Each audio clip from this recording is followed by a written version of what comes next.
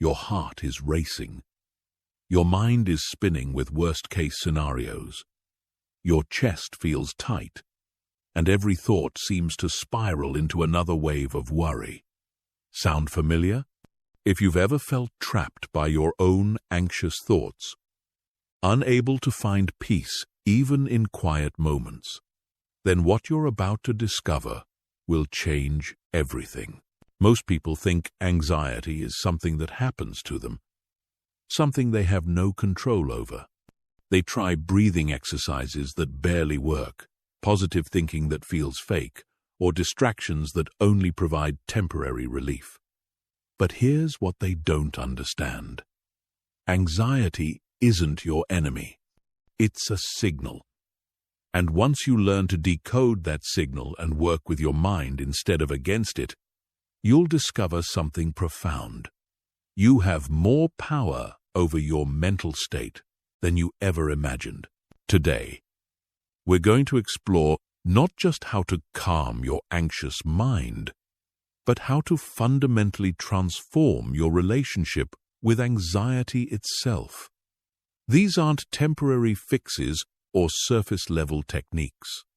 This is about mastering your inner world, understanding the deeper patterns that create anxiety, and building an unshakable sense of inner calm that lasts. Chapter 1. Understanding the anxious mind. Before you can quiet anxiety, you must first understand what it truly is. Anxiety isn't just nervousness or worry. It's your mind's ancient alarm system, designed to protect you from danger. But in our modern world, this system often becomes overactive, triggering warning signals for situations that aren't actually threatening your survival. Think of your anxious mind like a smoke detector that's become too sensitive. It's constantly going off, even when there's no real fire. The problem isn't that the detector is broken. It's that it needs to be recalibrated. Your anxiety isn't a character flaw or a weakness. It's actually a sign that your mind is trying to protect you, but it's using outdated programming. The anxious mind operates on what psychologists call the negativity bias. This means your brain is naturally wired to focus on potential threats, problems, and dangers. From an evolutionary perspective, this made perfect sense. The humans who survived were the ones who were constantly scanning for predators, planning for famines, and preparing for the worst. But in today's world, this same mechanism can turn everyday situations into catastrophic scenarios in your mind. When anxiety takes hold, your brain enters what's known as the fight-flight-freeze response. Your amygdala, the brain's alarm center, hijacks your rational thinking. Blood flows away from your prefrontal cortex, the part responsible for logical thought and decision-making, and floods the emotional centers of your brain.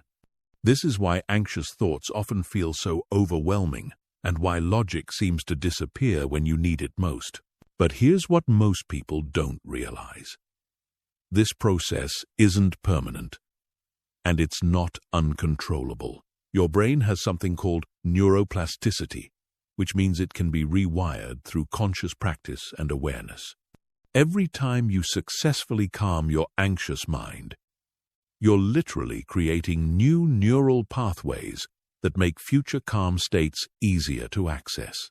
The first step in mastering your anxious mind is to stop fighting it. Resistance creates more tension. Instead of trying to push away anxious thoughts, you need to develop a different relationship with them. Think of anxiety like turbulence on an airplane. The turbulence isn't dangerous to the plane, and fighting against it only makes the ride more uncomfortable. But if you can learn to remain calm within the turbulence, you maintain your power and clarity. Your anxious mind also thrives on uncertainty. It wants to know what's going to happen, when it's going to happen, and how to control every outcome. But life is inherently uncertain, and trying to control what's beyond your control is like trying to hold water in your hands. The more tightly you squeeze, the more it slips away. Learning to find peace within uncertainty is one of the most powerful skills you can develop. Most people make the mistake of trying to eliminate anxiety completely. But anxiety, like all emotions, carries information. Sometimes it's warning you about real issues that need your attention. Other times, it's simply old programming running in the background. The key is learning to distinguish between useful anxiety that's trying to help you and destructive anxiety that's holding you back. Chapter 2. The root causes of mental unrest. To truly quiet your anxious mind, you must understand what feeds it. Anxiety doesn't exist in a vacuum. It's often the result of deeper patterns, unresolved issues, and ways of thinking that have become automatic. Most people treat the symptoms of anxiety without addressing the root causes, which is why their relief is only temporary. One of the primary root causes of anxiety is perfectionism. If you're constantly setting impossibly high standards for yourself, always worried about making mistakes, or afraid of disappointing others, you're creating a perfect breeding ground for anxiety. Perfectionism is based on the illusion that you can control outcomes through effort and worry. But this creates a state of constant tension because perfection is impossible, and control is largely an illusion. Perfectionist thinking often sounds like this: if I just work hard enough, plan well enough, worry enough about all the possibilities, then nothing will go wrong. But this mindset actually increases anxiety because it puts you in a constant state of hypervigilance, always scanning for potential problems and mistakes. The perfectionist mind never allows you to rest because there's always something more to improve, fix, or worry about. Another major root cause is the need for certainty and control. Your anxious mind wants guarantees. It wants to know that everything will work out, that you'll be safe, that people will approve of you, that your future is secure. But life doesn't offer guarantees, and the more you try to control what's uncontrollable, the more anxious you become. This creates a vicious cycle where uncertainty triggers anxiety, which makes you seek more control, which leads to more anxiety when control proves impossible. Many people don't realize that their anxiety is often rooted in unresolved past experiences. Your nervous system has a memory, and if you've experienced trauma, rejection, failure, or overwhelming stress in the past, your mind might be stuck in a protective mode, always expecting danger even when you're safe. This is why some people feel anxious even during good times in their lives. Their nervous system is operating based on old information that no longer applies to their current reality. The stories you tell yourself about life also create and maintain anxiety. If you believe that the world is dangerous, that people can't be trusted, that you're not good enough, or that disaster is always around the corner, your mind will constantly be on high alert. These limiting beliefs act like background programs running in your mental computer, influencing every thought and reaction you have. Social conditioning plays a huge role in anxiety as well. We live in a culture that profits from your worry. News media, social media, and advertising all thrive on keeping you in a state of fear and dissatisfaction. You're constantly bombarded with messages about threats, problems, and things you should be worried about. Over time, This external anxiety becomes internalized, and you begin to generate worry and fear even when there's no external trigger. Another often overlooked cause is the disconnection from your body and natural rhythms. When you're constantly in your head, overthinking and analyzing, you lose touch with your body's wisdom and natural calm.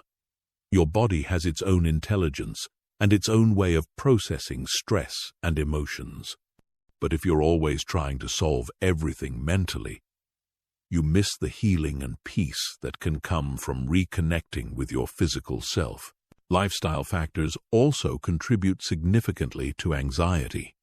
Poor sleep, too much caffeine, lack of physical movement, inadequate nutrition, and chronic stress all create a physiological environment where anxiety thrives.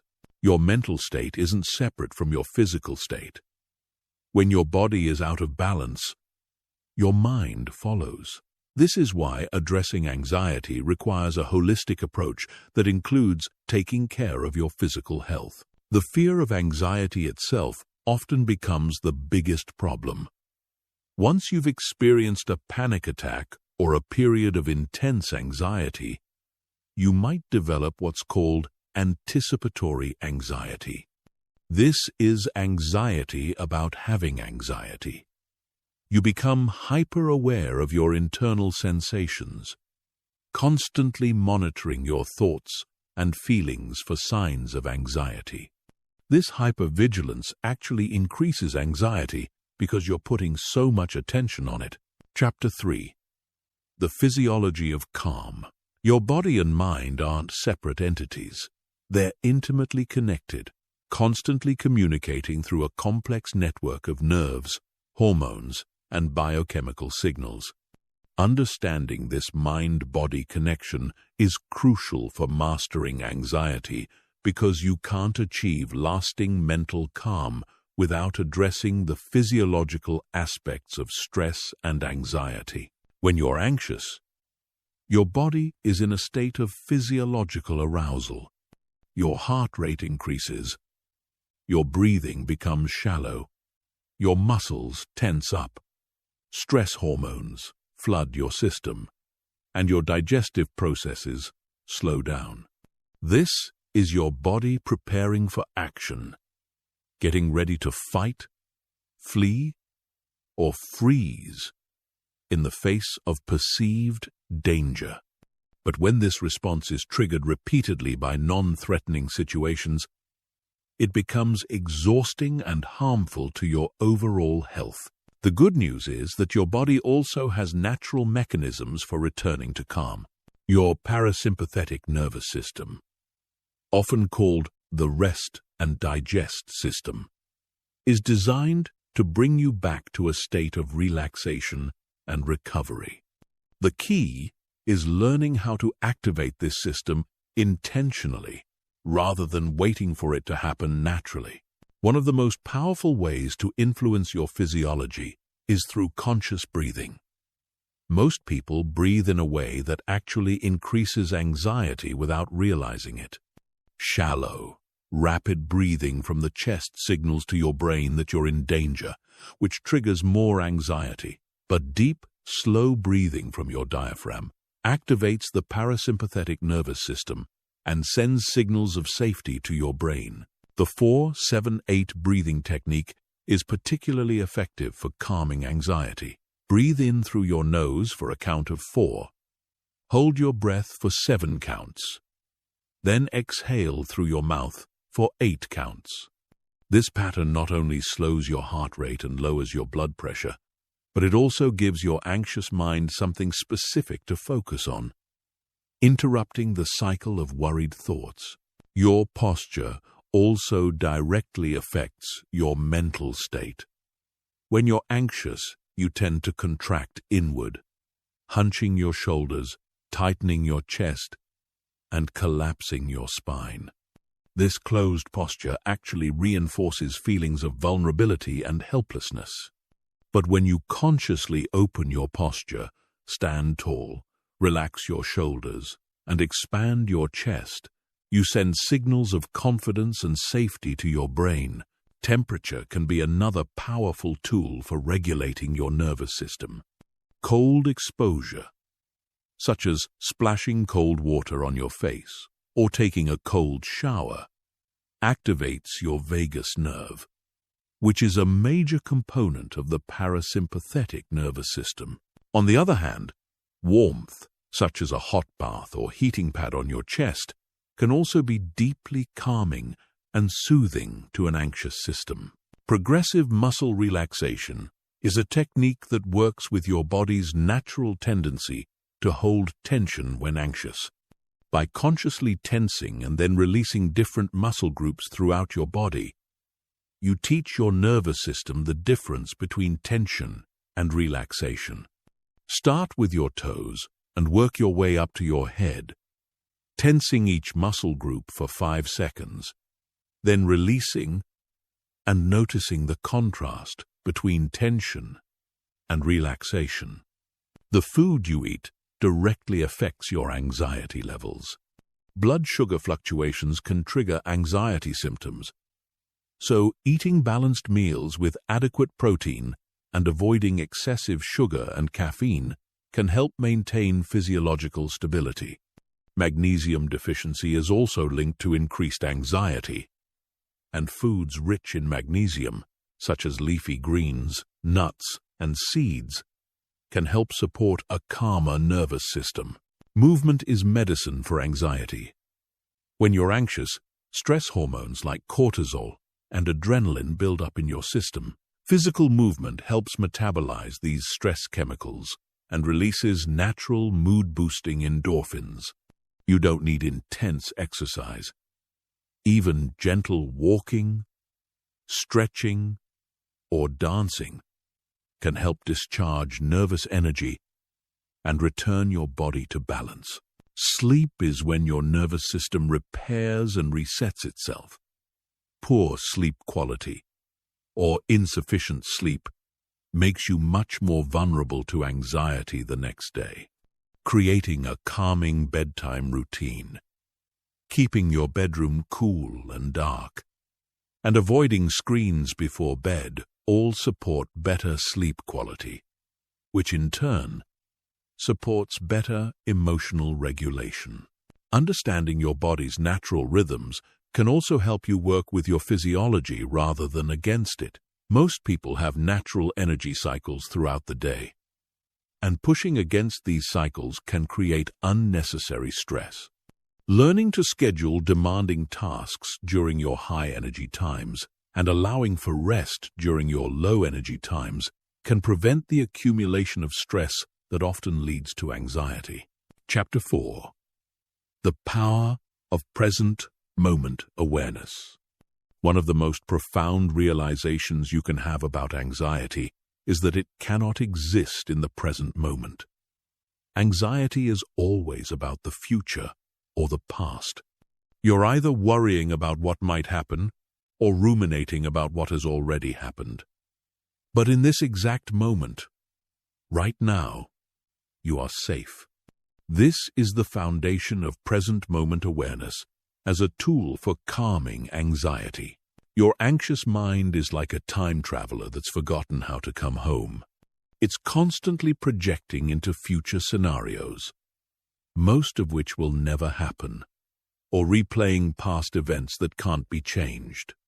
But your life is only happening right now, in this present moment. Every moment you spend anxious about the future or the past is a moment stolen from the only time you actually have any power. Now, present moment awareness isn't about positive thinking or trying to convince yourself that everything is fine. It's about learning to anchor your attention in the reality of what's actually happening right now, rather than the stories your mind creates about what might happen or what has happened. This is a skill that must be developed through practice, like learning to play an instrument or speak a new language. The breath is one of the most powerful anchors to the present moment because it's always happening now. You cannot breathe in the past or future. You can only breathe in this moment. When you notice your mind spinning with anxious thoughts, gently bring your attention back to your breath. Feel the air entering and leaving your nostrils. Notice the rise and fall of your chest and belly. This isn't about breathing in any special way. It's about using the breath as an anchor to pull you back from mental time travel into the present reality. Your 5 senses are also gateways to the present moment. When anxiety starts to build, consciously connect with what you can see, hear, smell, taste, and touch right now. Look around and really notice colors, shapes, and textures. Listen to the sounds in your environment without trying to change or judge them. This sensory awareness brings you immediately into the present because your senses can only perceive what's happening now. The practice of naming and labeling can also help interrupt anxious thinking patterns. When you notice anxiety arising, simply say to yourself, "I notice I'm having anxious thoughts," or "I notice my mind is time traveling again." This creates a bit of space between you and the anxiety. You're not the anxiety. You're the awareness that notices the anxiety. This subtle shift can be incredibly powerful because it reminds you that you are not your thoughts. Mindfulness meditation is essentially training in present moment awareness. You don't need to sit on a cushion for hours or achieve some special state of consciousness. Mindfulness can be practiced anywhere, anytime. It's simply the practice of noticing when your mind has wandered away from the present and gently bringing it back. Every time you do this, you're strengthening your ability to stay grounded in reality rather than getting lost in mental stories. The anxious mind loves to ask, "What if?" questions. What if this happens? What if that goes wrong? What if I fail? But present moment awareness responds with, "What is?" What is actually happening right now? What do I actually know to be true in this moment? What can I actually perceive with my senses right now? This shift from hypothetical worry to present reality is profoundly calming. Body awareness is another powerful form of present moment practice. Your body is always in the present moment. It cannot be anywhere else. When you bring attention to physical sensations, the weight of your body in your chair, the feeling of your feet on the ground, the temperature of the air on your skin, you automatically come into the now. Your body becomes an anchor that keeps you from drifting into anxious mental waters. Walking meditation combines movement with present moment awareness.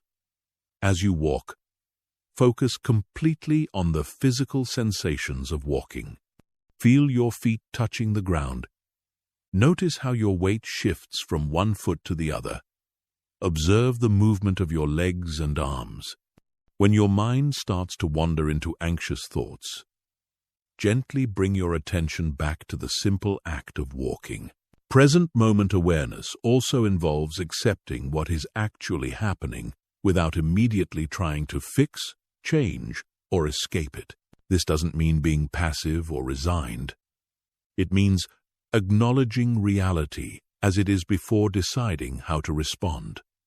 Many times, anxiety is created by fighting against what's already happening.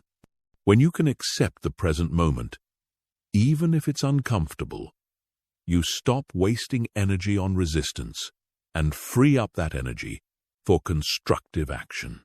The practice of present moment awareness reveals a profound truth. Most of what you worry about never happens, and the things that do happen are rarely as catastrophic as your anxious mind predicted. When you stay present, you see clearly. respond appropriately, and maintain your natural intelligence and wisdom. You realize that you can handle whatever actually comes your way much better than your anxious mind believes. Chapter 5. Rewiring Anxious Thought Patterns. Your thoughts are not facts, but they feel like facts when you're anxious. The anxious mind has a way of making worst-case scenarios seem not just possible, but inevitable. It takes small problems and magnifies them into catastrophes. It takes uncertain situations and fills in the blanks with fearful predictions. But these thought patterns aren't hardwired into your brain. They're habits that can be changed through conscious awareness and practice. Understanding cognitive distortions is the first step in rewiring anxious thought patterns.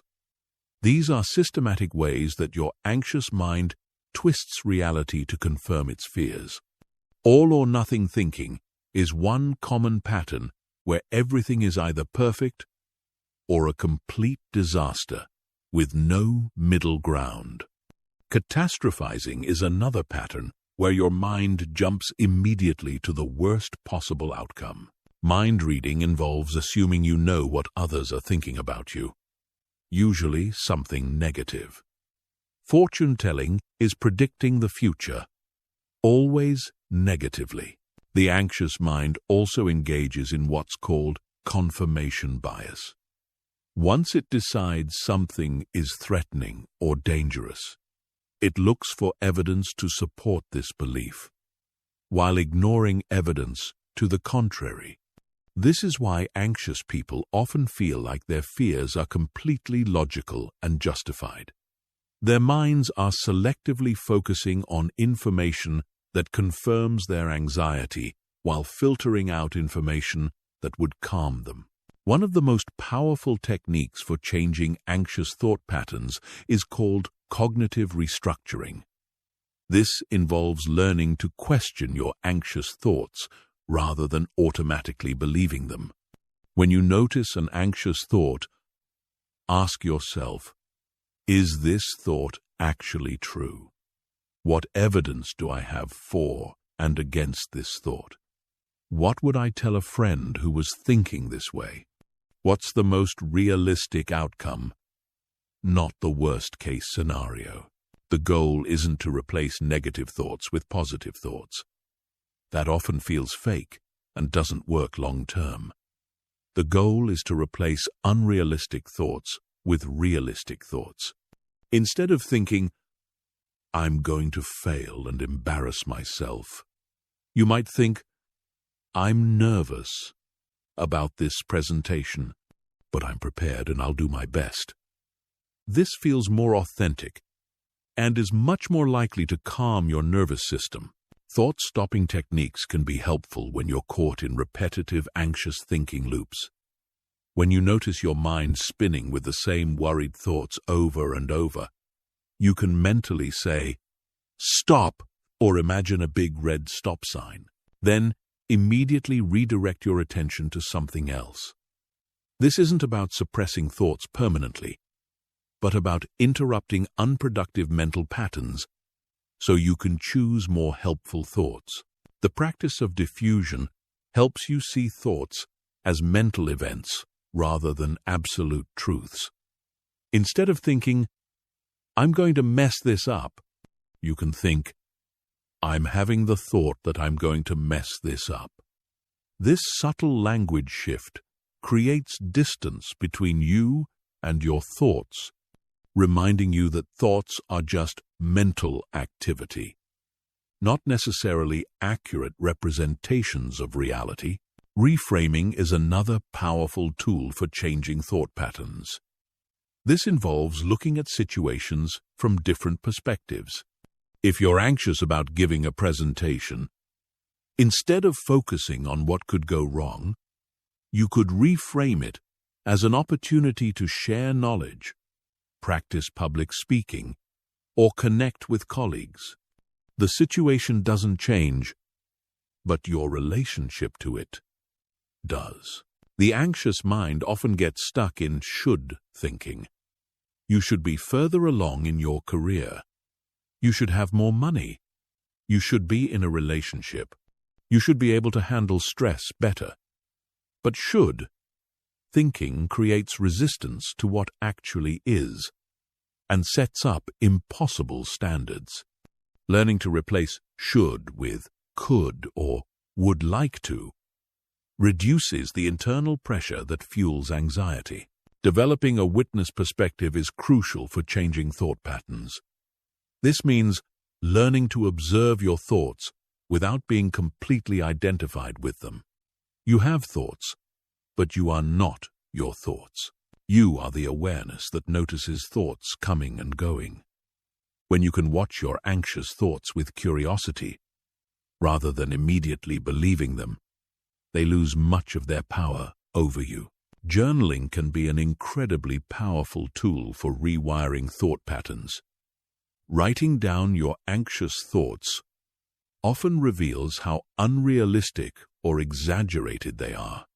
You can also use journaling to practice cognitive restructuring, writing down your anxious thoughts and then challenging them with more realistic alternatives. The act of writing engages different parts of your brain and can help you gain clarity and perspective. It's important to understand that changing thought patterns takes time and patience. Your anxious thought patterns have been reinforced possibly for years, or even decades. They won't change overnight. But every time you catch an anxious thought and consciously choose a more realistic perspective, you're literally rewiring your brain. Neuroplasticity means your brain can form new pathways throughout your life, but it requires consistent practice and repetition. Chapter 6. The Art of Mental Detachment. Mental detachment is perhaps one of the most misunderstood concepts when it comes to managing anxiety. Many people think detachment means becoming cold, uncaring, or disconnected from life. But true mental detachment is actually the opposite. It's about caring deeply while not being controlled by outcomes. It's about engaging fully with life while maintaining inner peace regardless of external circumstances. The anxious mind is constantly attached to specific outcomes. It needs things to go a certain way to feel safe. It needs people to approve, plans to work out perfectly, and future events to unfold exactly as imagined.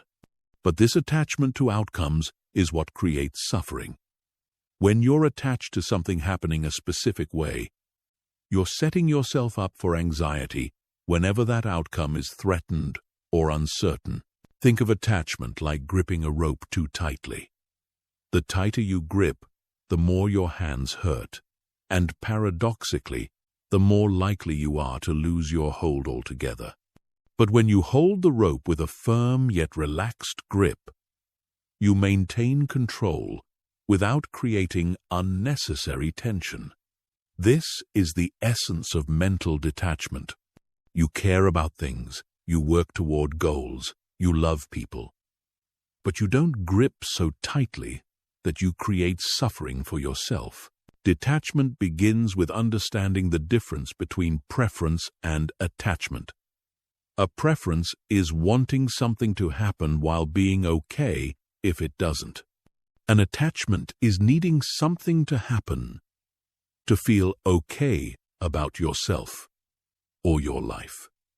When you have a preference, you can work toward what you want while maintaining inner peace. When you have an attachment, your peace depends on getting what you want, which means you're constantly vulnerable to anxiety. One of the most powerful forms of detachment is outcome independence. This means you do your best, make your effort, and then release your attachment to the result. You plant the seed, water it, give it sunlight, but you don't stand over it demanding that it grow faster or in a particular way. You trust the process and accept whatever unfolds. This doesn't mean you don't care about results. It means your inner peace doesn't depend on those results. The practice of detachment also involves letting go of the need to control other people. Much anxiety comes from wanting others to behave differently, to understand us, to approve of us, or to make different choices. But other people are not under your control, and trying to control them is like trying to control the weather. You can influence others through your words and actions, but ultimately, everyone has their own free will and their own path to walk. Detaching from your identity and self-image is another crucial aspect of mental freedom. Many people create anxiety by trying to maintain a certain image of themselves. They need to be seen as successful, smart, likable, or perfect.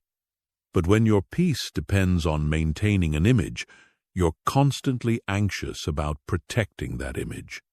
True detachment means being willing to be seen as imperfect, to make mistakes, to be misunderstood, and to let go of trying to control what others think of you. The ego mind is the part of you that creates attachment and therefore anxiety.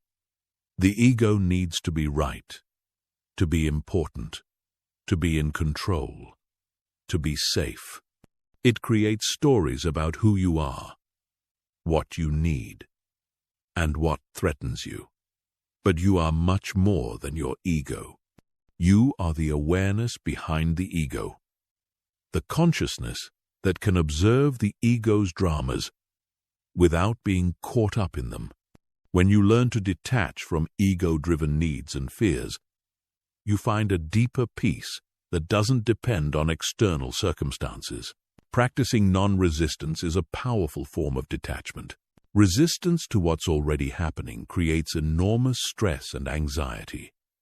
When something unwanted occurs, the mind immediately goes into resistance mode. This shouldn't be happening. This is wrong. I need to fix this immediately. But resistance to what's already here is like trying to push away a mountain. It's futile and exhausting. Non-resistance doesn't mean being passive. It means accepting what has already happened, so you can respond wisely rather than react from anxiety. Detachment from time is also liberating for the anxious mind. Anxiety often comes from being attached to things happening quickly or according to your timeline. You want the job offer now, the relationship to progress faster, the problem to be solved immediately. But life has its own timing, and fighting against that timing creates unnecessary suffering. When you can detach from your preferred timeline while still taking appropriate action, you find peace in the present moment, regardless of when things unfold. The practice of surrender is closely related to detachment.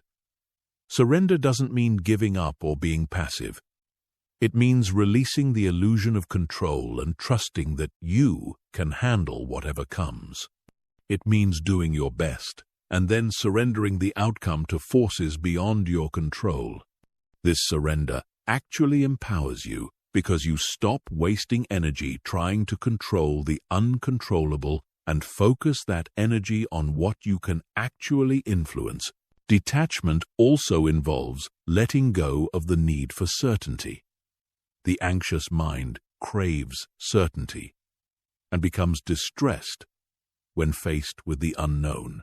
But life is inherently uncertain, and trying to create artificial certainty through worry, over-planning, or control only creates more anxiety. When you can become comfortable with uncertainty, when you can embrace the unknown as an adventure rather than a threat, you free yourself from one of anxiety's primary fuel sources. The ultimate form of detachment is letting go of the attachment to being free from anxiety itself. Many people become anxious about their anxiety, creating a secondary layer of suffering. They need their anxiety to go away, to feel okay about themselves. But this creates a paradox. The more you need anxiety to disappear, the more anxious you become about having anxiety. True freedom comes when you can be okay with occasional anxiety, when you can accept it as a temporary visitor without making it mean something terrible about you or your life. Chapter 7. Creating inner safety and security. Much of anxiety stems from a fundamental feeling of unsafety in the world. Your nervous system is constantly scanning for threats.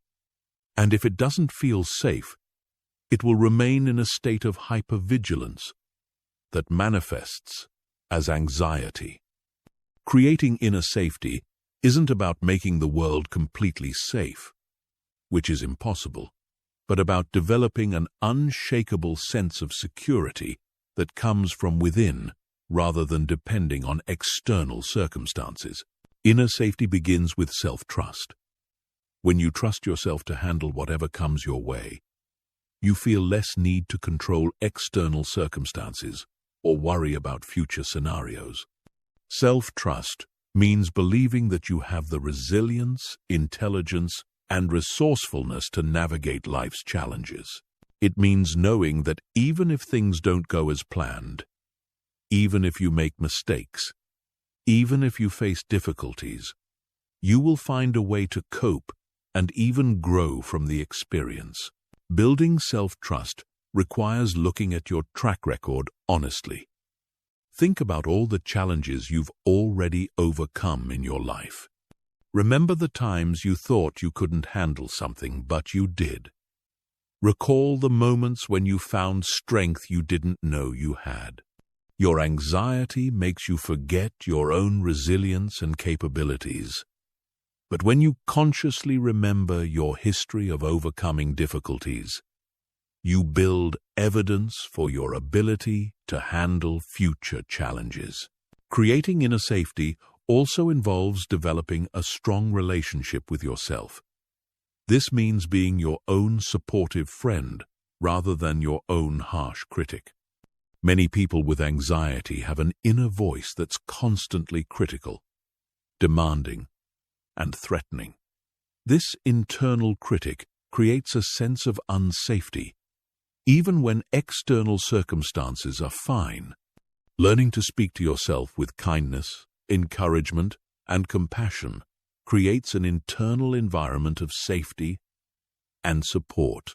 Self-compassion is a crucial component of inner safety. When you make mistakes, face setbacks, or feel anxious, how do you talk to yourself? If you're harsh and critical, you're creating internal unsafety. But if you can respond to your own struggles with the same kindness you would offer a good friend, you create a secure internal base. Self-compassion doesn't mean making excuses or avoiding responsibility. It means treating yourself with basic human kindness while still working toward growth and improvement. Establishing healthy boundaries is another essential aspect of creating inner safety. Boundaries protect your energy, time, and emotional well-being. When you don't have clear boundaries, you're constantly vulnerable to other people's demands, moods, and emergencies. This creates chronic stress because you never feel like you have control over your own life. Healthy boundaries allow you to be generous and caring while still protecting your own needs and well-being. Physical safety practices also contribute to inner security. This includes taking care of your body through proper nutrition, adequate sleep, regular exercise, and avoiding substances that increase anxiety. It also means creating safe physical environments where you can relax and recharge. Your living space, work environment, and the places you spend time all affect your sense of safety and security. Financial security, while not always completely controllable, can significantly impact your sense of inner safety. This doesn't mean you need to be wealthy, but having some financial cushion and planning can reduce anxiety about survival needs. Creating a budget, building an emergency fund, and developing multiple income streams all contribute to a sense of security that allows your nervous system to relax. Spiritual or philosophical beliefs can also provide a foundation of inner safety. Whether you believe in a higher power, the fundamental goodness of the universe, or simply the resilience of the human spirit, having some framework that provides meaning and hope can be deeply comforting to an anxious mind. This doesn't require formal religion. It simply means having some beliefs that help you feel connected to something larger than your individual worries and fears. Developing practical life skills increases your confidence and sense of security. The more capable you feel in handling daily life challenges, the less anxious you'll be about facing new situations. This might include communication skills, problem-solving abilities, technical skills, or emotional intelligence. Every skill you develop is like adding another tool to your toolkit, making you feel more prepared for whatever life brings. Creating supportive relationships is crucial for inner security. Humans are social beings, and having people you can trust, rely on, and share your struggles with provides a safety net that reduces anxiety. This doesn't mean surrounding yourself with people who never challenge you, but rather building relationships with people who fundamentally care about your well-being and growth. Inner safety also comes from having meaning and purpose in your life. When you feel like your life has direction and significance, when you're engaged in work or activities that feel meaningful to you, you have a sense of groundedness that transcends daily worries. Purpose provides a larger context that makes individual anxieties feel less overwhelming and more manageable. The practice of self-reliance builds inner safety by proving to yourself that you can meet your own needs. This doesn't mean being isolated or never asking for help, but rather developing confidence in your ability to take care of yourself emotionally, practically, and spiritually. When you know you can rely on yourself, you feel less anxious about what others might do or not do. Creating inner safety is also about accepting that complete safety is an illusion, while still taking reasonable precautions. Life involves risk, uncertainty, and the possibility of loss. But when you can accept this reality, while still taking care of yourself and making wise choices, you develop a mature form of security that doesn't depend on controlling everything around you. Chapter 8.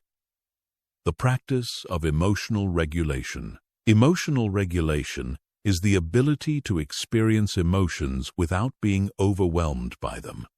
It's the skill of feeling your feelings while still maintaining your center, your clarity, and your ability to respond wisely rather than react impulsively. For people with anxiety, learning emotional regulation is essential because anxiety is fundamentally an emotional experience that can hijack your entire system if you don't know how to work with it skillfully. Understanding the nature of emotions is the first step in learning to regulate them. Emotions are temporary experiences, like weather patterns moving through your inner sky. They arise, peak, and naturally subside if you don't interfere with the process. Anxiety becomes problematic when you either resist it so strongly that it gets stuck, or when you get so caught up in it that you lose perspective. Learning to let emotions flow through you naturally while maintaining your center is the key to emotional regulation. The RAIN technique is a powerful method for working with difficult emotions like anxiety. RAIN stands for recognize, allow, investigate, and non-attachment. First, you recognize what you're feeling without immediately trying to fix or change it. Then, you allow the emotion to be present without resistance. Next, you investigate the emotion with curiosity, noticing where you feel it in your body and what thoughts accompany it.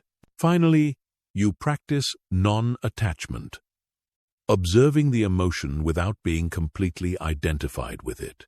Somatic awareness is crucial for emotional regulation because emotions are felt in the body as much as they're experienced mentally. Anxiety might show up as tightness in your chest, a knot in your stomach, tension in your shoulders, or a racing heart. Instead of trying to think your way out of these sensations, learning to breathe into them, relax around them, and let them be present without fighting them, often allows them to release naturally. The window of tolerance is a concept that describes your optimal zone of arousal where you can think clearly and respond appropriately. When anxiety pushes you outside this window, you either become hyper-aroused, feeling overwhelmed and panicky, or hypo-aroused, feeling numb and disconnected. Learning to recognize when you're moving outside your window of tolerance and having techniques to bring yourself back is essential for emotional regulation.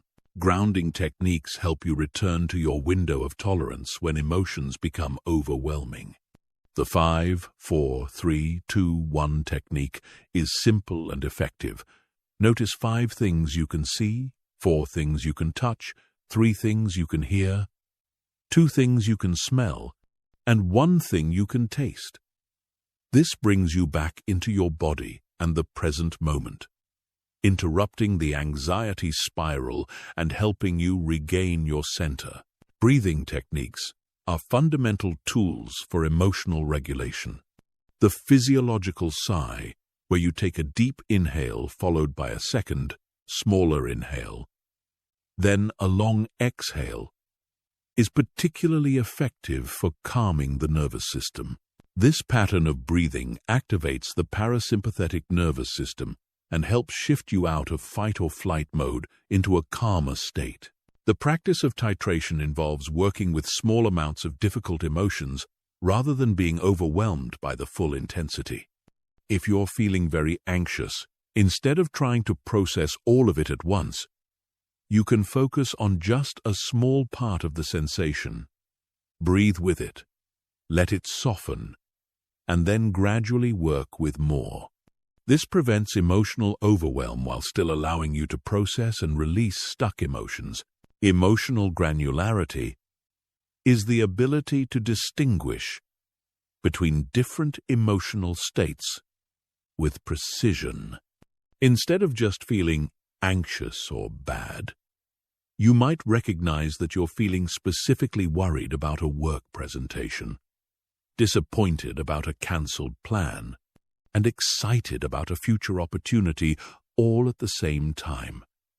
This precision helps you respond more appropriately to each specific emotion rather than being overwhelmed by a general sense of distress. The practice of pendulation involves consciously moving your attention between the challenging emotion and a resource or pleasant sensation. If you're feeling anxious, you might notice the anxiety in your chest and then shift your attention to the feeling of your feet firmly planted on the ground. Moving back and forth between distress and resource helps your nervous system learn that it can handle difficult emotions without being completely overwhelmed. Self-soothing skills are practical techniques you can use to comfort yourself when emotions feel intense.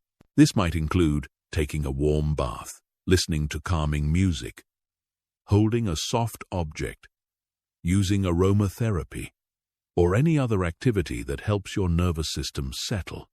Having a toolkit of self-soothing techniques means you don't have to depend on other people or external circumstances to help you regulate your emotions. Cognitive reappraisal is the practice of changing how you think about a situation to change how you feel about it. This isn't about positive thinking or denying reality. but about finding more balanced and realistic ways to interpret events. Instead of thinking, "This presentation will be a disaster," you might think, "This presentation is challenging, but I'm prepared and I can handle whatever happens."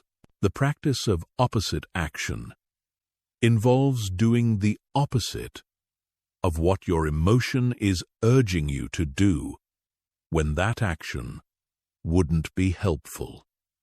If anxiety is telling you to avoid a social situation that's actually important to you, you might choose to attend anyway, but with extra self-care and support. This helps you build confidence in your ability to act wisely, even when you're feeling emotional. Distress tolerance skills help you get through difficult emotional periods without making them worse through impulsive actions. This might include distraction techniques, intense physical exercise to discharge emotional energy, or activities that provide a sense of accomplishment and mastery. The goal isn't to avoid emotions forever, but to have ways to cope with intense emotions without being overwhelmed by them. Chapter 9. Transforming Fear into Wisdom. Fear and anxiety often masquerade as protectors, but they can also be profound teachers if you know how to listen to their deeper messages. Instead of seeing fear as an enemy to be conquered, you can learn to transform it into wisdom that guides you toward greater authenticity, courage, and growth. This transformation requires shifting from being a victim of your fears to becoming a student of what they're trying to teach you. Every fear contains information about what matters to you. If you're afraid of public speaking, it might reveal how much you value others' respect and approval. If you're anxious about financial security, it shows how much you value stability and the ability to care for yourself and others. Instead of just trying to eliminate these fears, you can extract the wisdom they contain about your values, priorities, and areas where you might need to develop more skills or confidence. Fear often points toward your growing edge, the areas where you're ready to expand, but haven't yet built confidence. If you're afraid of starting your own business, it might indicate that entrepreneurship is actually calling to you. But you need to develop more skills, knowledge, or self-trust.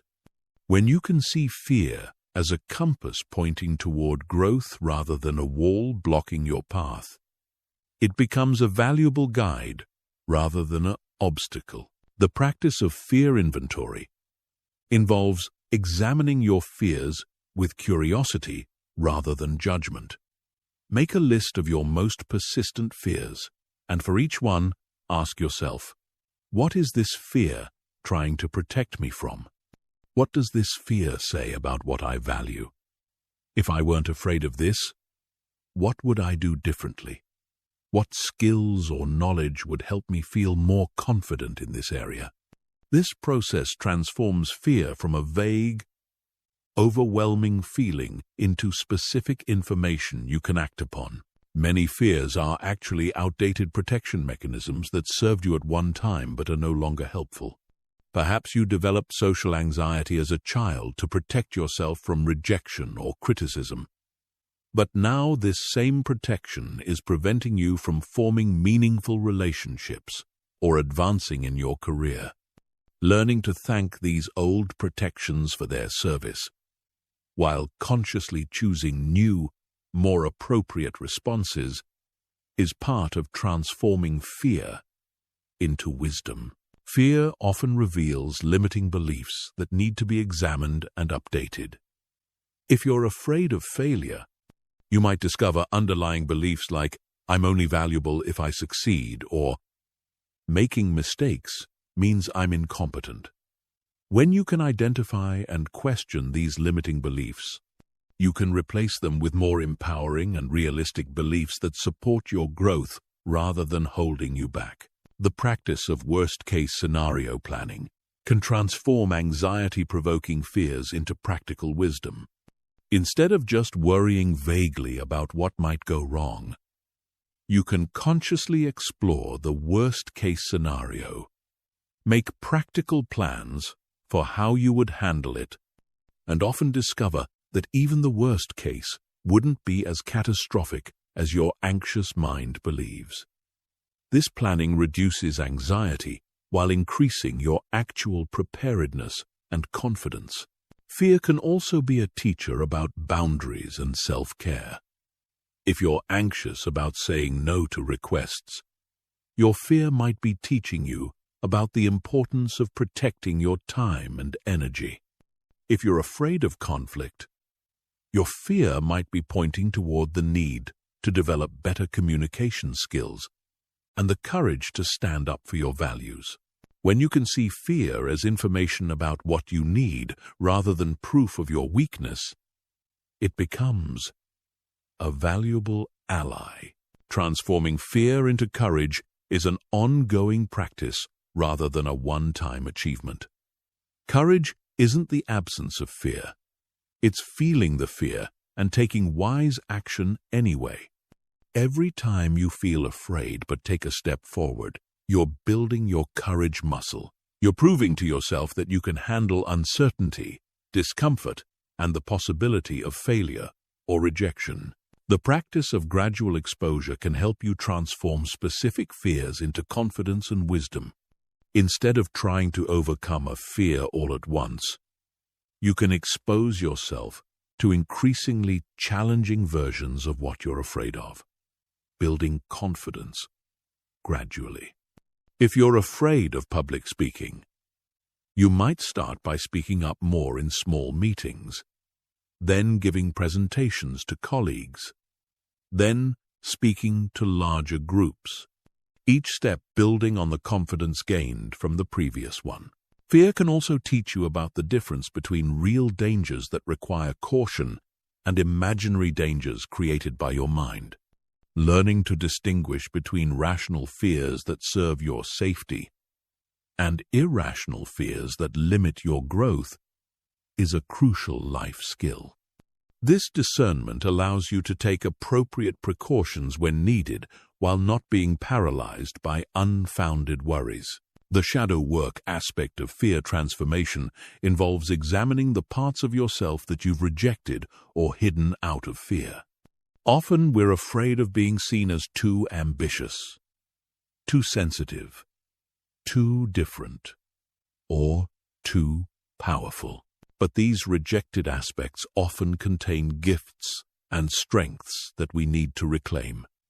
Transforming fear means integrating these shadow aspects and embracing more of who you truly are. Fear of death, whether conscious or unconscious, underlies many other fears and anxieties. When you can make peace with the reality of mortality, many smaller fears lose their power over you. This doesn't mean becoming morbid or depressed, but rather accepting death as a natural part of life that gives meaning and urgency to how you choose to live. This acceptance can free you to take meaningful risks and live more authentically. The transformation of fear into wisdom is ultimately about developing trust in life itself and in your ability to navigate whatever comes your way. This trust isn't naive optimism that nothing bad will ever happen, but rather a mature confidence that you can handle life's challenges with grace, learn from difficulties, and find meaning and growth even in adversity. This trust allows you to live more openly and courageously, using fear as a guide rather than being controlled by it. Chapter 10. Building unshakable mental resilience. Mental resilience is your ability to bounce back from adversity, adapt to change, and maintain your inner stability even when life becomes challenging. It's not about avoiding difficulties or pretending everything is fine when it's not. True resilience is about developing the mental, emotional, and spiritual strength to navigate life's inevitable ups and downs while maintaining your sense of purpose, hope, and inner peace. Resilience begins with accepting that challenges, setbacks, and difficulties are a natural part of life, rather than signs that something is wrong with you or your life. Many people increase their suffering by believing that life should be easy, that they should be able to avoid major problems, or that having difficulties means they're doing something wrong. But resilient people understand that challenges are inevitable and often necessary for growth and development. One of the foundations of resilience is developing what psychologists call a growth mindset, rather than a fixed mindset. A fixed mindset believes that your abilities, intelligence, and character are static traits that can't be changed. This creates anxiety because every challenge becomes a test of your fixed worth. A growth mindset, on the other hand, believes that abilities can be developed through effort, learning, and persistence.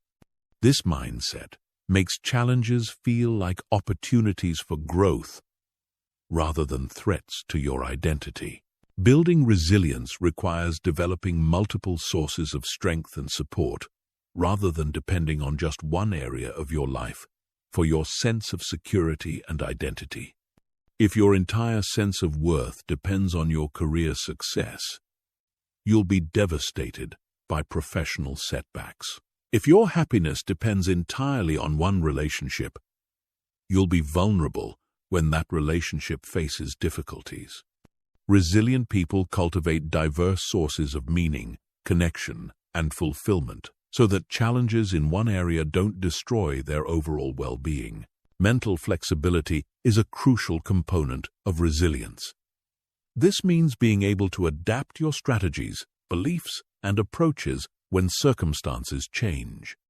Rigid thinking increases anxiety because it assumes things should always work the same way. Flexible thinking allows you to adjust your expectations and methods based on new information and changing circumstances. This flexibility reduces anxiety because you're prepared to adapt, rather than demanding that life conform to your fixed expectations.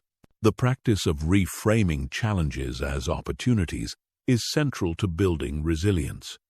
This doesn't mean pretending that difficulties aren't real or painful, but rather looking for the potential gifts, lessons, or growth opportunities within challenging situations. Maybe a job loss forces you to explore new career directions you wouldn't have considered otherwise.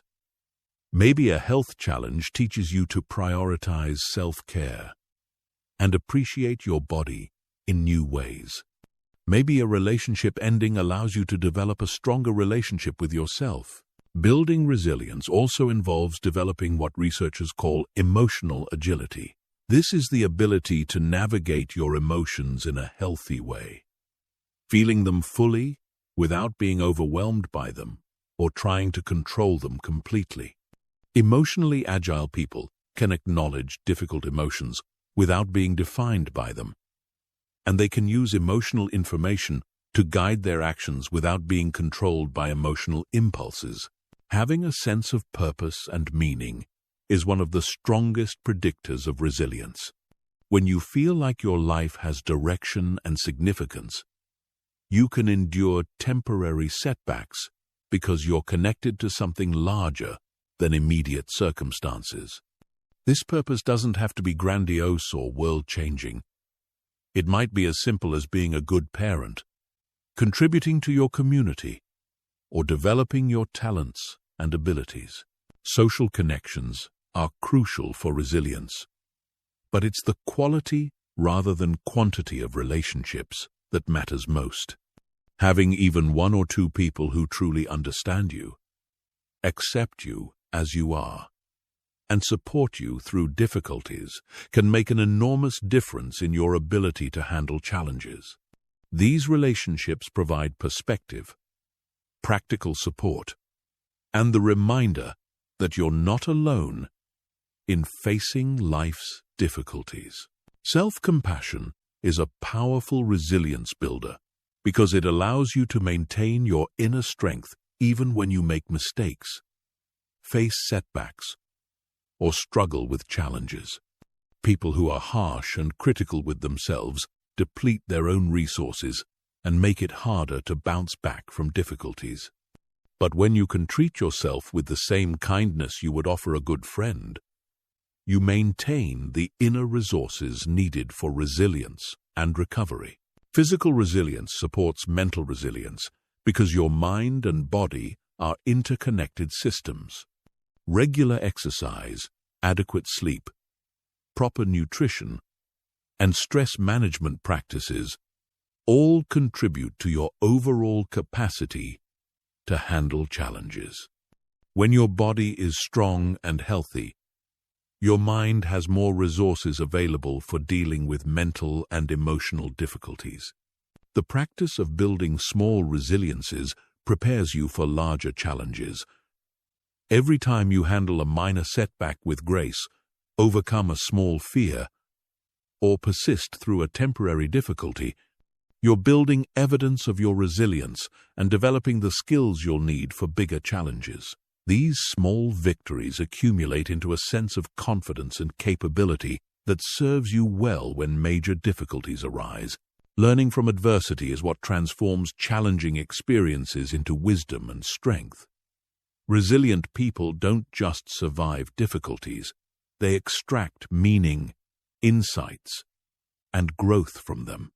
They ask themselves what they learned about themselves, what strengths they discovered, what skills they developed, and how they can use this experience to help themselves or others in the future. Building resilience also involves developing what Viktor Frankl called responsibility, the ability to choose your response to any situation regardless of the circumstances. You can't always control what happens to you, but you always have some choice in how you respond.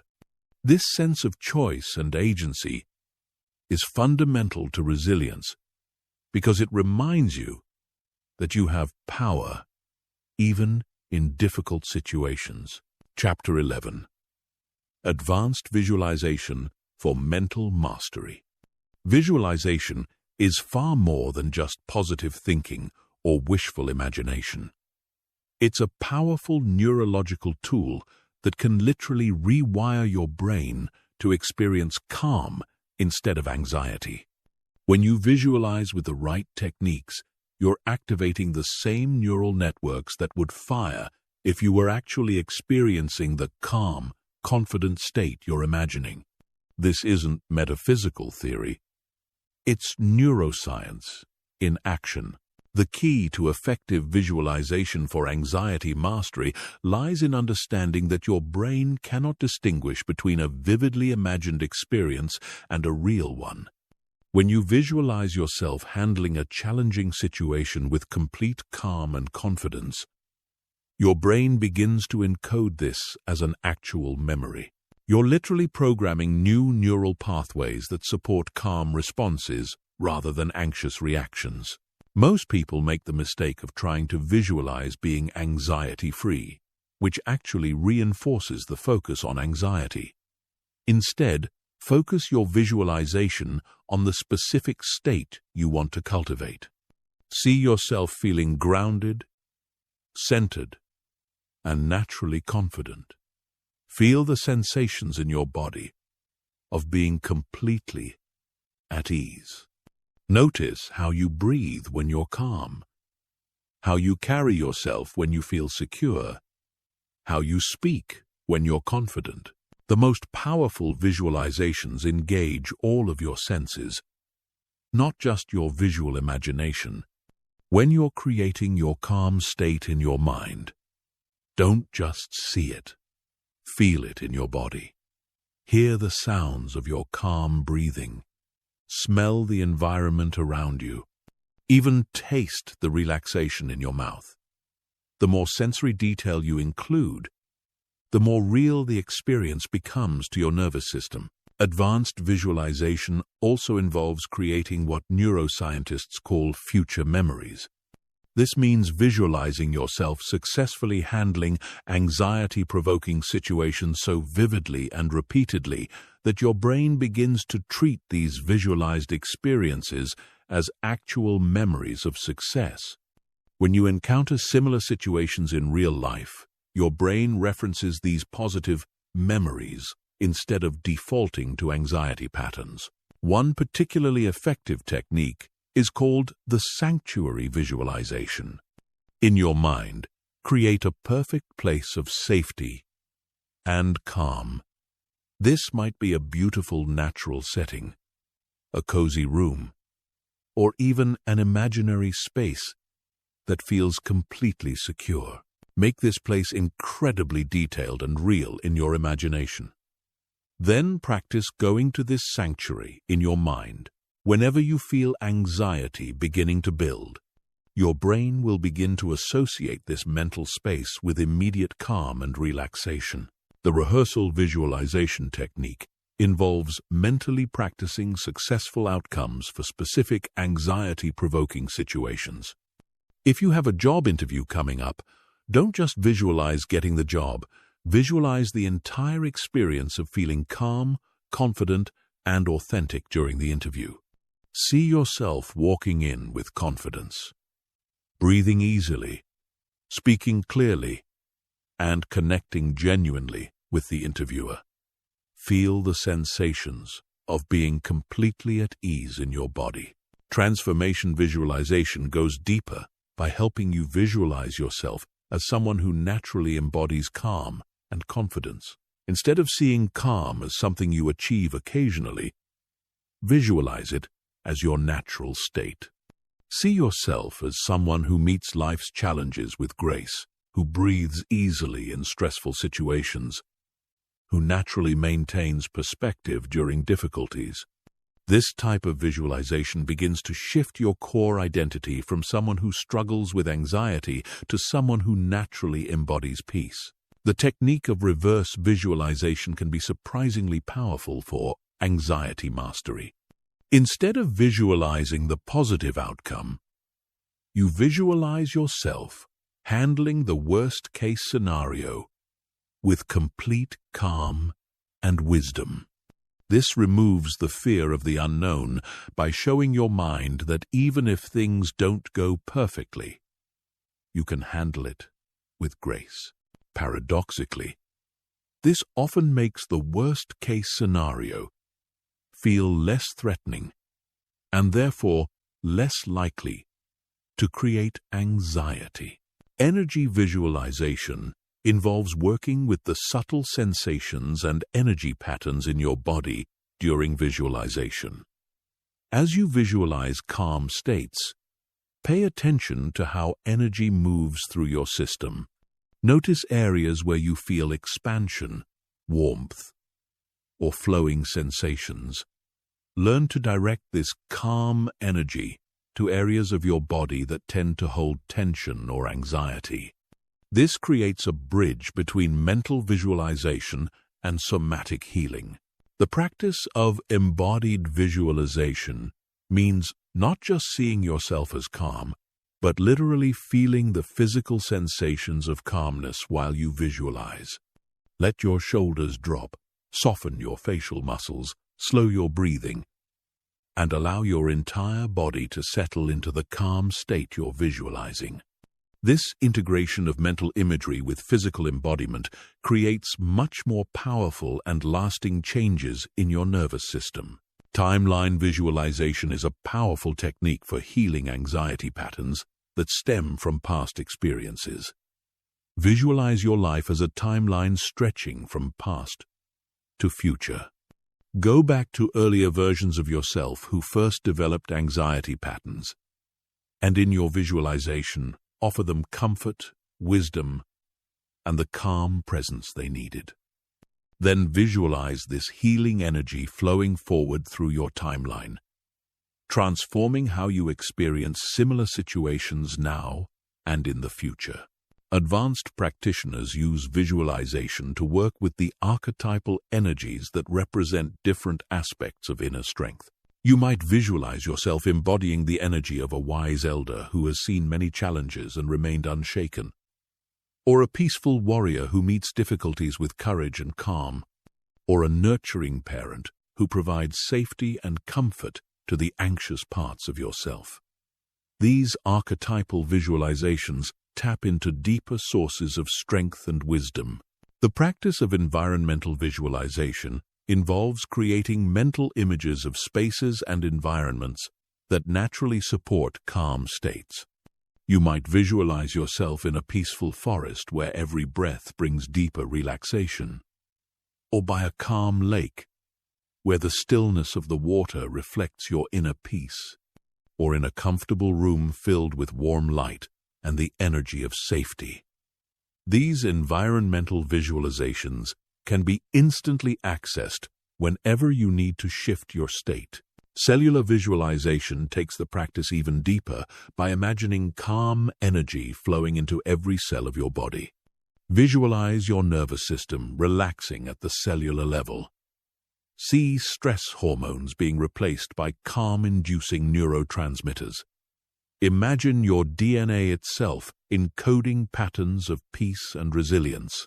This level of visualization works with the deepest levels of your biological system to create lasting transformation. The integration of visualization with affirmation creates a powerful synergy for rewiring anxious patterns.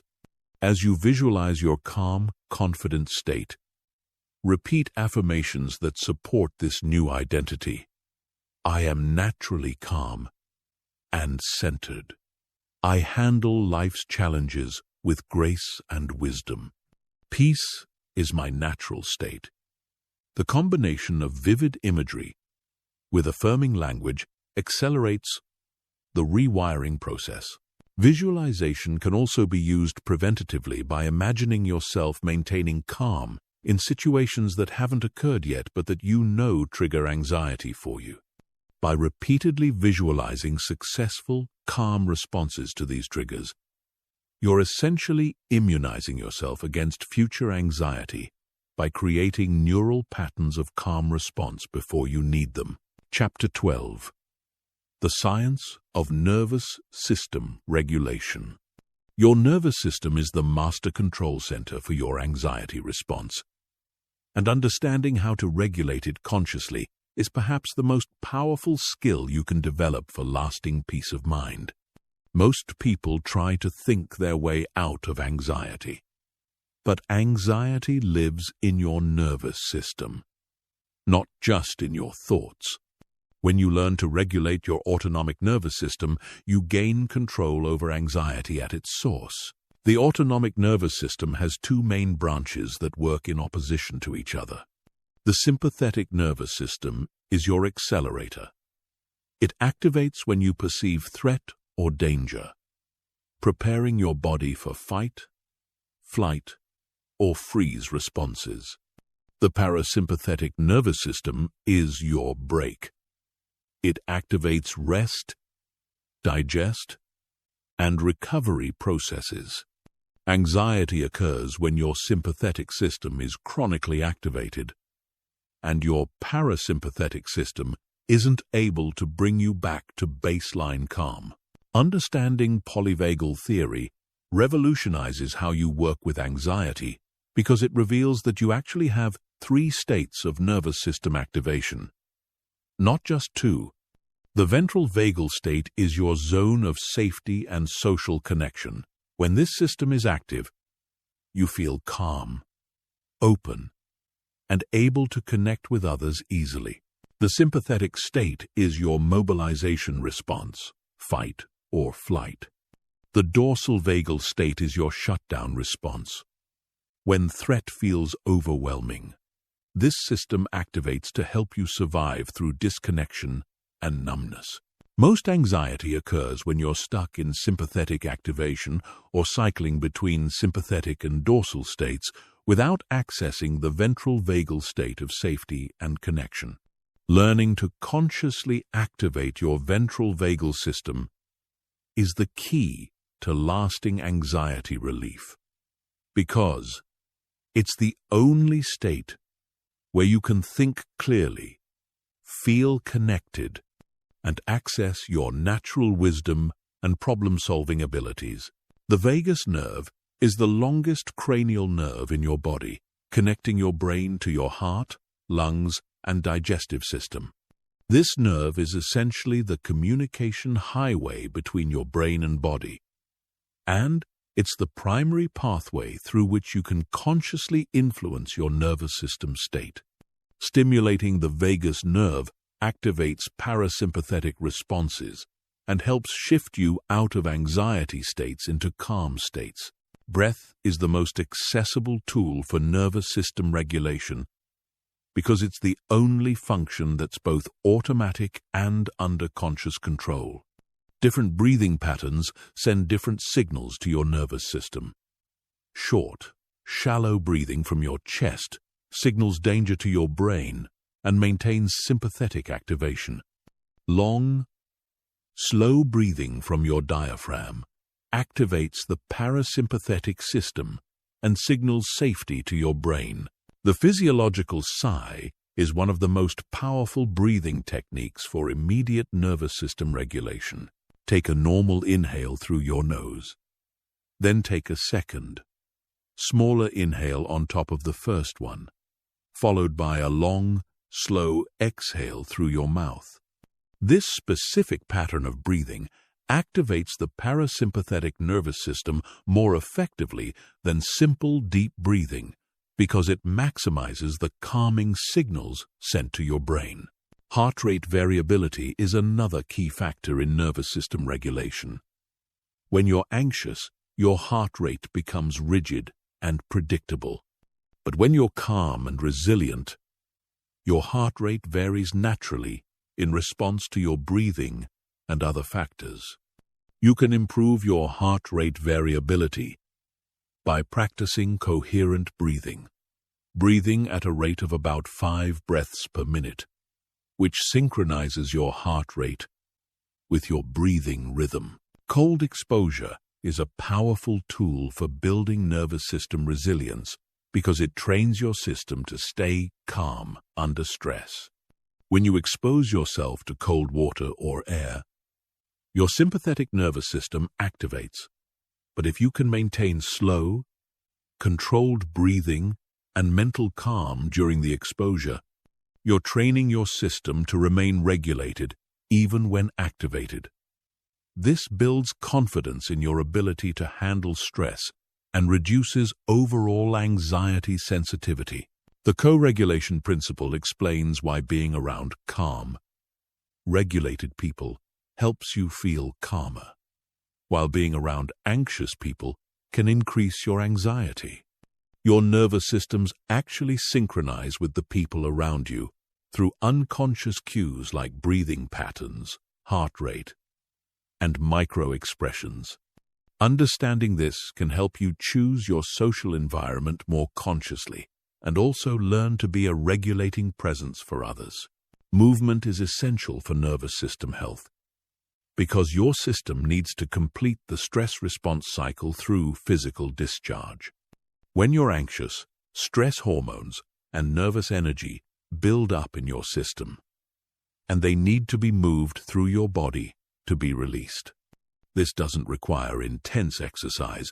Gentle shaking, stretching, walking, or dancing can all help discharge excess activation and return your system to baseline calm. The window of tolerance concept describes the zone where your nervous system can handle stress without becoming overwhelmed or shutting down. When you're within your window of tolerance, you can think clearly, feel your emotions without being overwhelmed, and respond appropriately to situations. Learning to recognize when you're moving outside this window and having techniques to return to it is crucial for managing anxiety. Progressive muscle relaxation works directly with your nervous system by teaching your body the difference between tension and relaxation. When you consciously tense and then release muscle groups throughout your body, you're not just relaxing your muscles, You're sending signals through your nervous system that it's safe to let go and relax. This practice helps reset your baseline level of physical tension. Sound and vibration can be powerful tools for nervous system regulation because your vagus nerve responds to certain frequencies and vibrations. Humming, singing, chanting, or listening to specific types of music can activate parasympathetic responses. The vibration of humming, in particular, stimulates the vagus nerve directly and can quickly shift your nervous system state from activation to calm. Touch and pressure can also regulate your nervous system through what's called the mammalian calming response. Gentle, slow touch, or deep pressure activates your parasympathetic system, which is why activities like massage, weighted blankets, or even self-touch, like placing your hand on your heart, can be immediately calming. Understanding how to use touch as a nervous system regulation tool gives you another accessible way to shift your state. Temperature regulation affects your nervous system state because your body's thermoregulation is closely connected to your autonomic nervous system. Being too hot can increase anxiety and activation, while being too cold can trigger shutdown responses. Finding your optimal temperature range and using warmth or coolness strategically can support nervous system regulation. The practice of nervous system tracking involves developing awareness of your internal state throughout the day. This means noticing early signs of activation like increased heart rate, shallow breathing, or muscle tension, and also noticing signs of safety and calm, like deeper breathing, relaxed muscles, and a sense of ease. This awareness allows you to intervene early with regulation techniques before anxiety builds to overwhelming levels. Social connection is one of the most powerful nervous system regulators because humans are wired for co-regulation. Safe, attuned relationships literally help regulate your nervous system through unconscious synchronization of breathing, heart rate, and other physiological functions. This is why isolation often increases anxiety, while healthy connection naturally decreases it. Chapter 13. Mastering the Inner Dialogue. The conversation you have with yourself in your mind is perhaps the most influential factor in determining whether you experience peace or anxiety throughout your day. Most people are completely unconscious of their inner dialogue, unaware that they're running a constant stream of mental commentary that shapes their emotional state, their decisions, and their entire experience of life. Mastering this inner conversation is essential for freeing yourself from anxiety. Your inner dialogue is like having a radio playing in the background of your mind, except you get to choose the station. Most anxious people have tuned into what could be called anxiety radio, a station that plays constant worry, worst-case scenarios, self-criticism, and fearful predictions.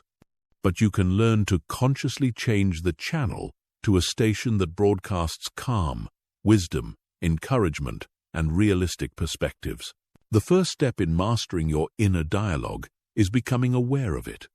Many people are so identified with their thoughts that they don't realize they're thinking. They just experience a constant stream of mental activity without recognizing it as optional. Start paying attention to the voice in your head. Notice the tone it uses, the topics it focuses on, the judgments it makes. This awareness alone begins to create some space between you and your thoughts. Most inner dialogues are heavily influenced by internalized voices from your past. Parents, teachers, critics, or society in general. You might recognize your mother's worried voice warning you about dangers, your father's critical voice pointing out your flaws, or a teacher's harsh voice telling you "You're not good enough."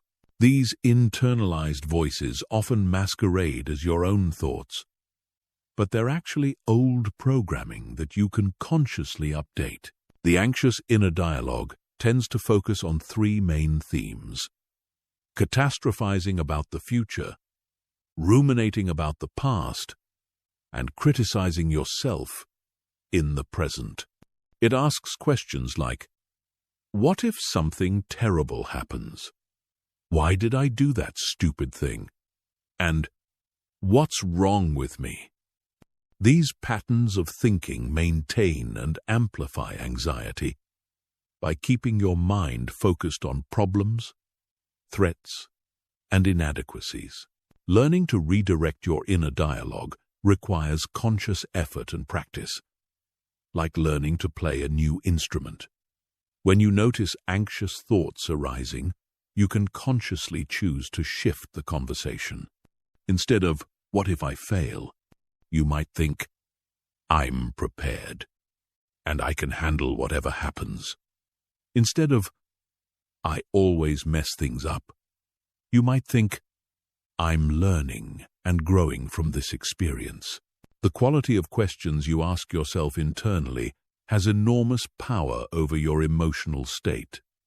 Anxious thinking asks disempowering questions that focus on problems and threats. Wise thinking asks empowering questions that focus on solutions and possibilities. Instead of, "Why does this always happen to me?" ask, "What can I learn from this situation?" Instead of, "What if it doesn't work out?" ask, "How can I best prepare?" and then trust the process. Developing a compassionate inner voice is crucial for anxiety mastery. Many people speak to themselves more harshly than they would ever speak to their worst enemy. This internal harshness creates a state of chronic stress and self-attack that fuels anxiety. Learning to speak to yourself with the same kindness and encouragement you would offer a dear friend creates an internal environment of safety and support. The practice of conscious self-talk involves deliberately choosing thoughts that support your well-being rather than automatically believing whatever thoughts arise. This doesn't mean lying to yourself or denying reality, but rather choosing thoughts that are both true and helpful. Instead of, "I can't handle this," you might choose, "This is challenging, but I have resources and I can learn as I go." Reframing techniques help you find more balanced and realistic ways to interpret situations. The anxious mind tends to interpret ambiguous situations in the most threatening way possible, while the calm mind looks for multiple possible interpretations. If someone doesn't return your text message, instead of immediately thinking, "They must be angry at me," you could think, "They might be busy, or they might not have seen it yet." The inner critic is often the loudest voice in the anxious inner dialogue, constantly pointing out your flaws, mistakes, and inadequacies. Learning to recognize this voice and consciously choose not to engage with it is liberating. You can thank your inner critic for trying to protect you by pointing out potential problems, but let it know that its services are no longer needed in the same way they might have been when you were younger. Developing an inner wise voice or inner mentor can transform your relationship with challenging situations. This voice speaks from a place of maturity, compassion, and perspective. It might sound like a wise grandparent, a trusted teacher, or simply your own voice, speaking from your highest wisdom. This voice can offer comfort during difficult times, guidance when you're unsure what to do, and perspective when you're caught up in temporary problems. The practice of thought stopping can interrupt repetitive, anxious thinking patterns. When you notice your mind spinning in familiar, anxious loops, you can mentally say, "Stop," or imagine a big red stop sign, then consciously redirect your attention to something else.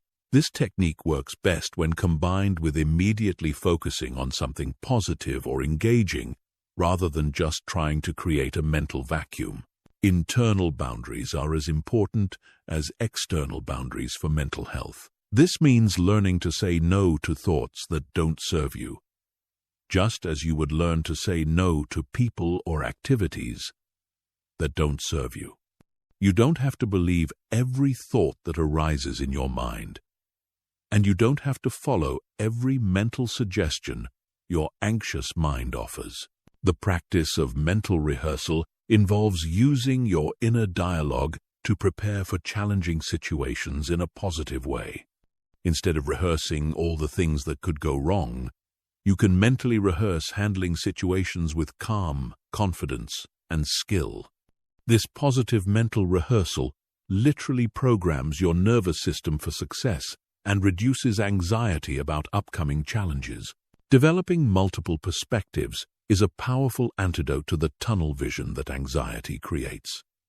When you're anxious, you tend to see situations from only one angle, usually the most threatening one. But every situation can be viewed from multiple perspectives. You can consciously practice asking yourself, how else could I look at this situation? What would someone I admire think about this? How will this matter in 5 years?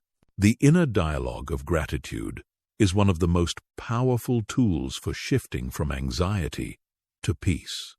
Regularly directing your inner conversation toward appreciation for what's going well in your life, what you've learned from challenges, and what you have to look forward to literally rewires your brain for positivity. This doesn't mean ignoring problems, but rather balancing problem awareness with appreciation for the good in your life. Creating affirmations that feel authentic and believable can support a more positive inner dialogue. Instead of affirmations that feel fake or unrealistic, create statements that acknowledge your current reality while pointing toward growth. Something like, I am learning to handle challenges with more calm and wisdom, feels more authentic than I never feel anxious, and is more likely to be accepted by your unconscious mind. The practice of internal cheerleading involves consciously encouraging yourself the way a good coach would encourage an athlete. This means acknowledging your efforts, celebrating small victories, offering comfort during setbacks, and maintaining belief in your ability to grow and improve. This supportive internal voice becomes a source of strength that you can access anytime, anywhere. Chapter 14. Creating lasting transformation. Temporary relief from anxiety feels good in the moment, but lasting transformation means fundamentally changing your relationship with fear, uncertainty, and challenge so that anxiety no longer has the same power over your life.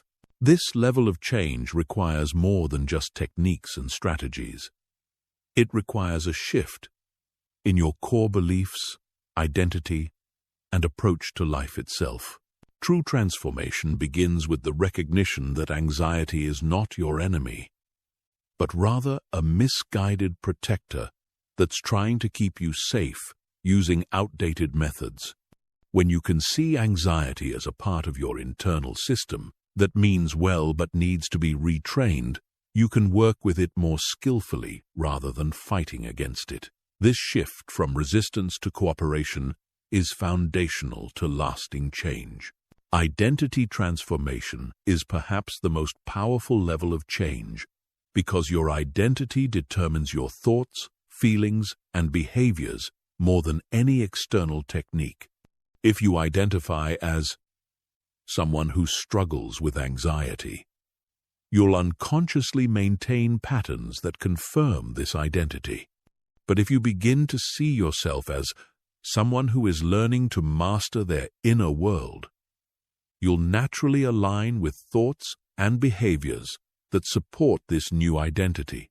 The process of becoming someone who naturally embodies calm requires consistent practice over time, but not in the way most people think. It's not about practicing techniques when you're anxious.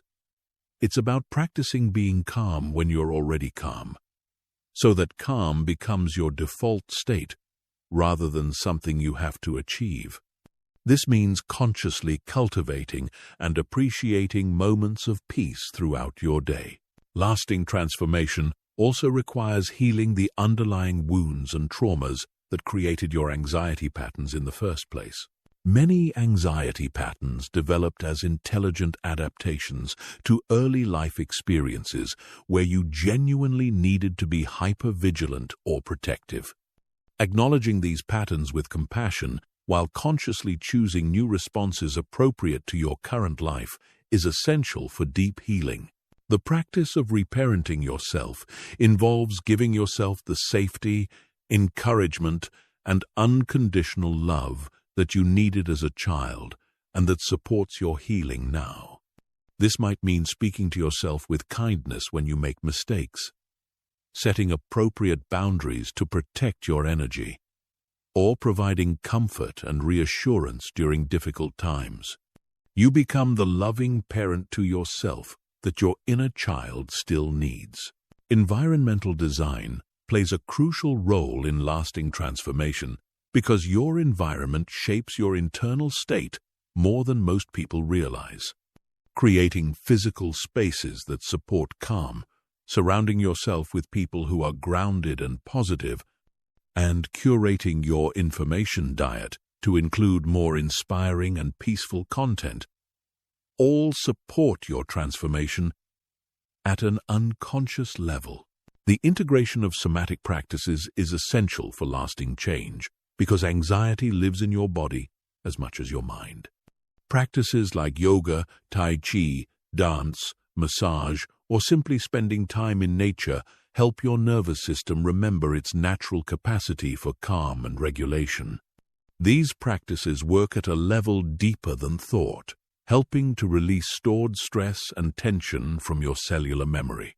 Spiritual or philosophical development often accompanies deep anxiety transformation because working with fear ultimately leads to questions about meaning, purpose, and your relationship to life itself.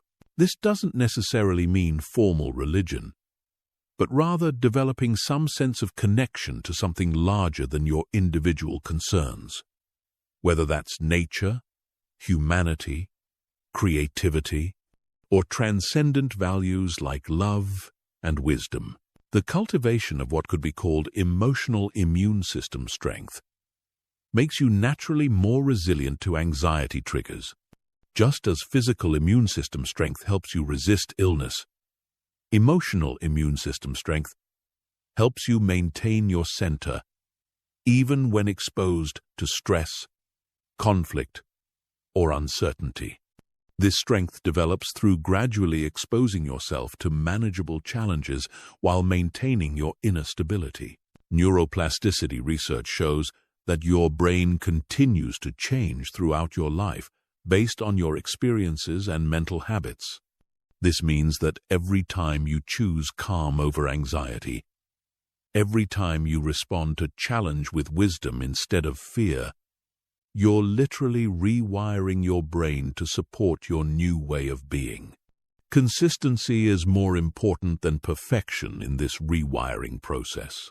The development of metacognitive awareness, awareness of your own thinking processes, is crucial for lasting transformation.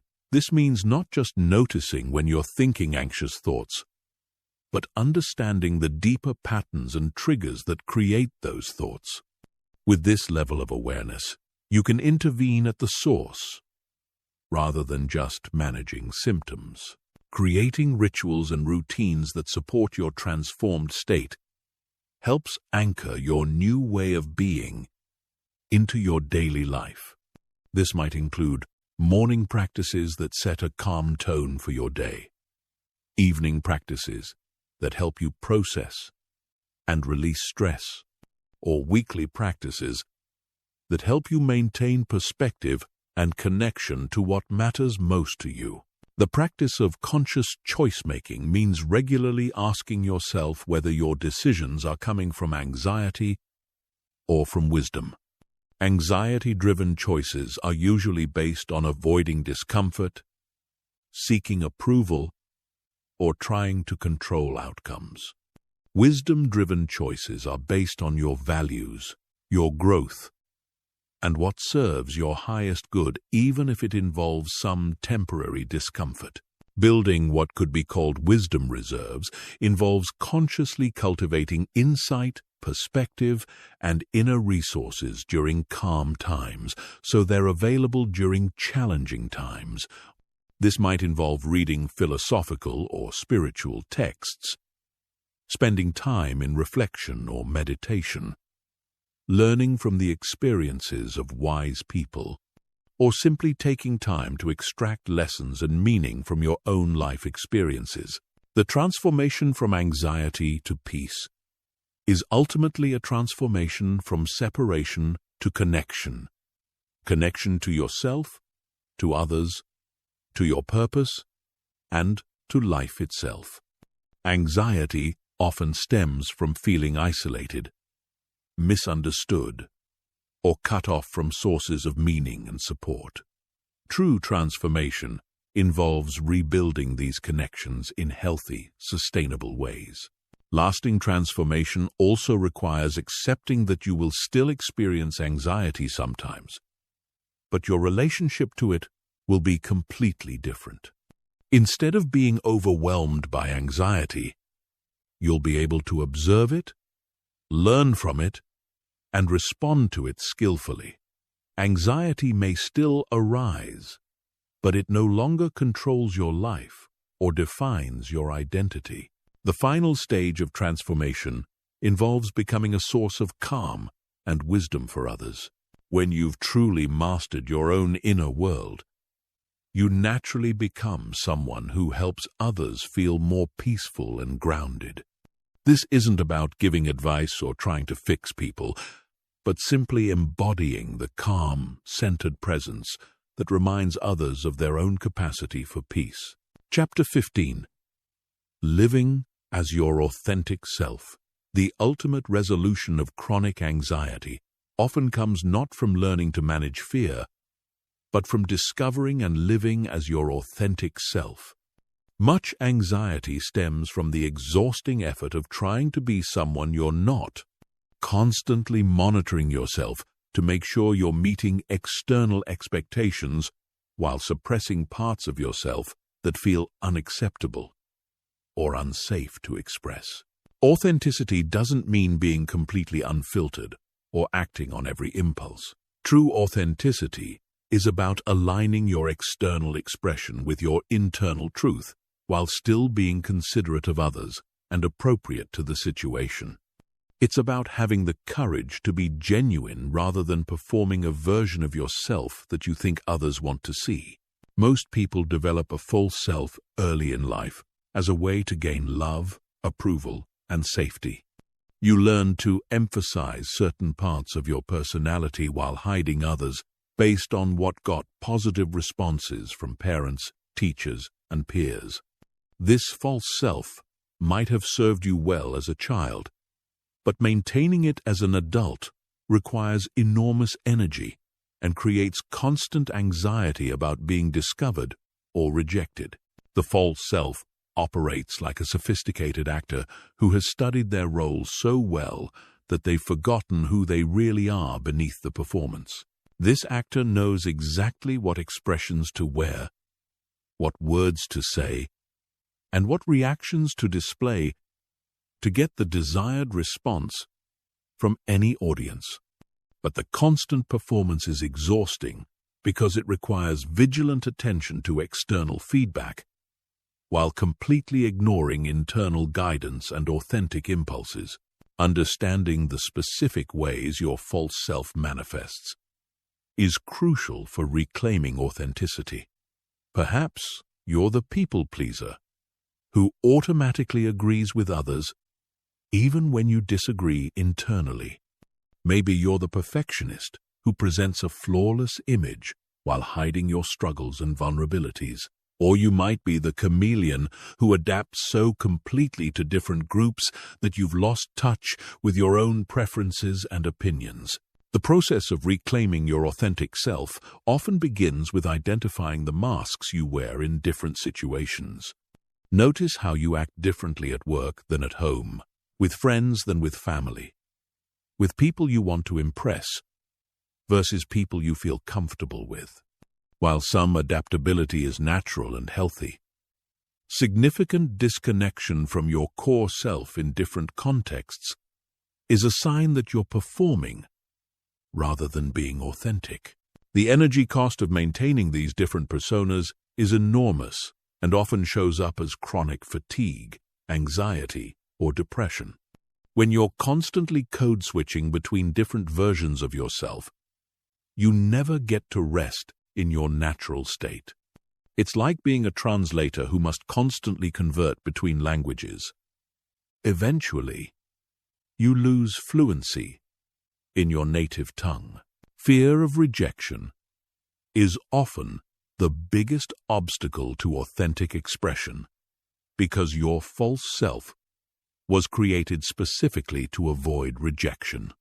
But living inauthentically guarantees a particular kind of rejection. You reject yourself by not allowing your true nature to be seen or expressed. The irony is that the very strategies you use to avoid rejection often create the disconnection and emptiness that fuel anxiety.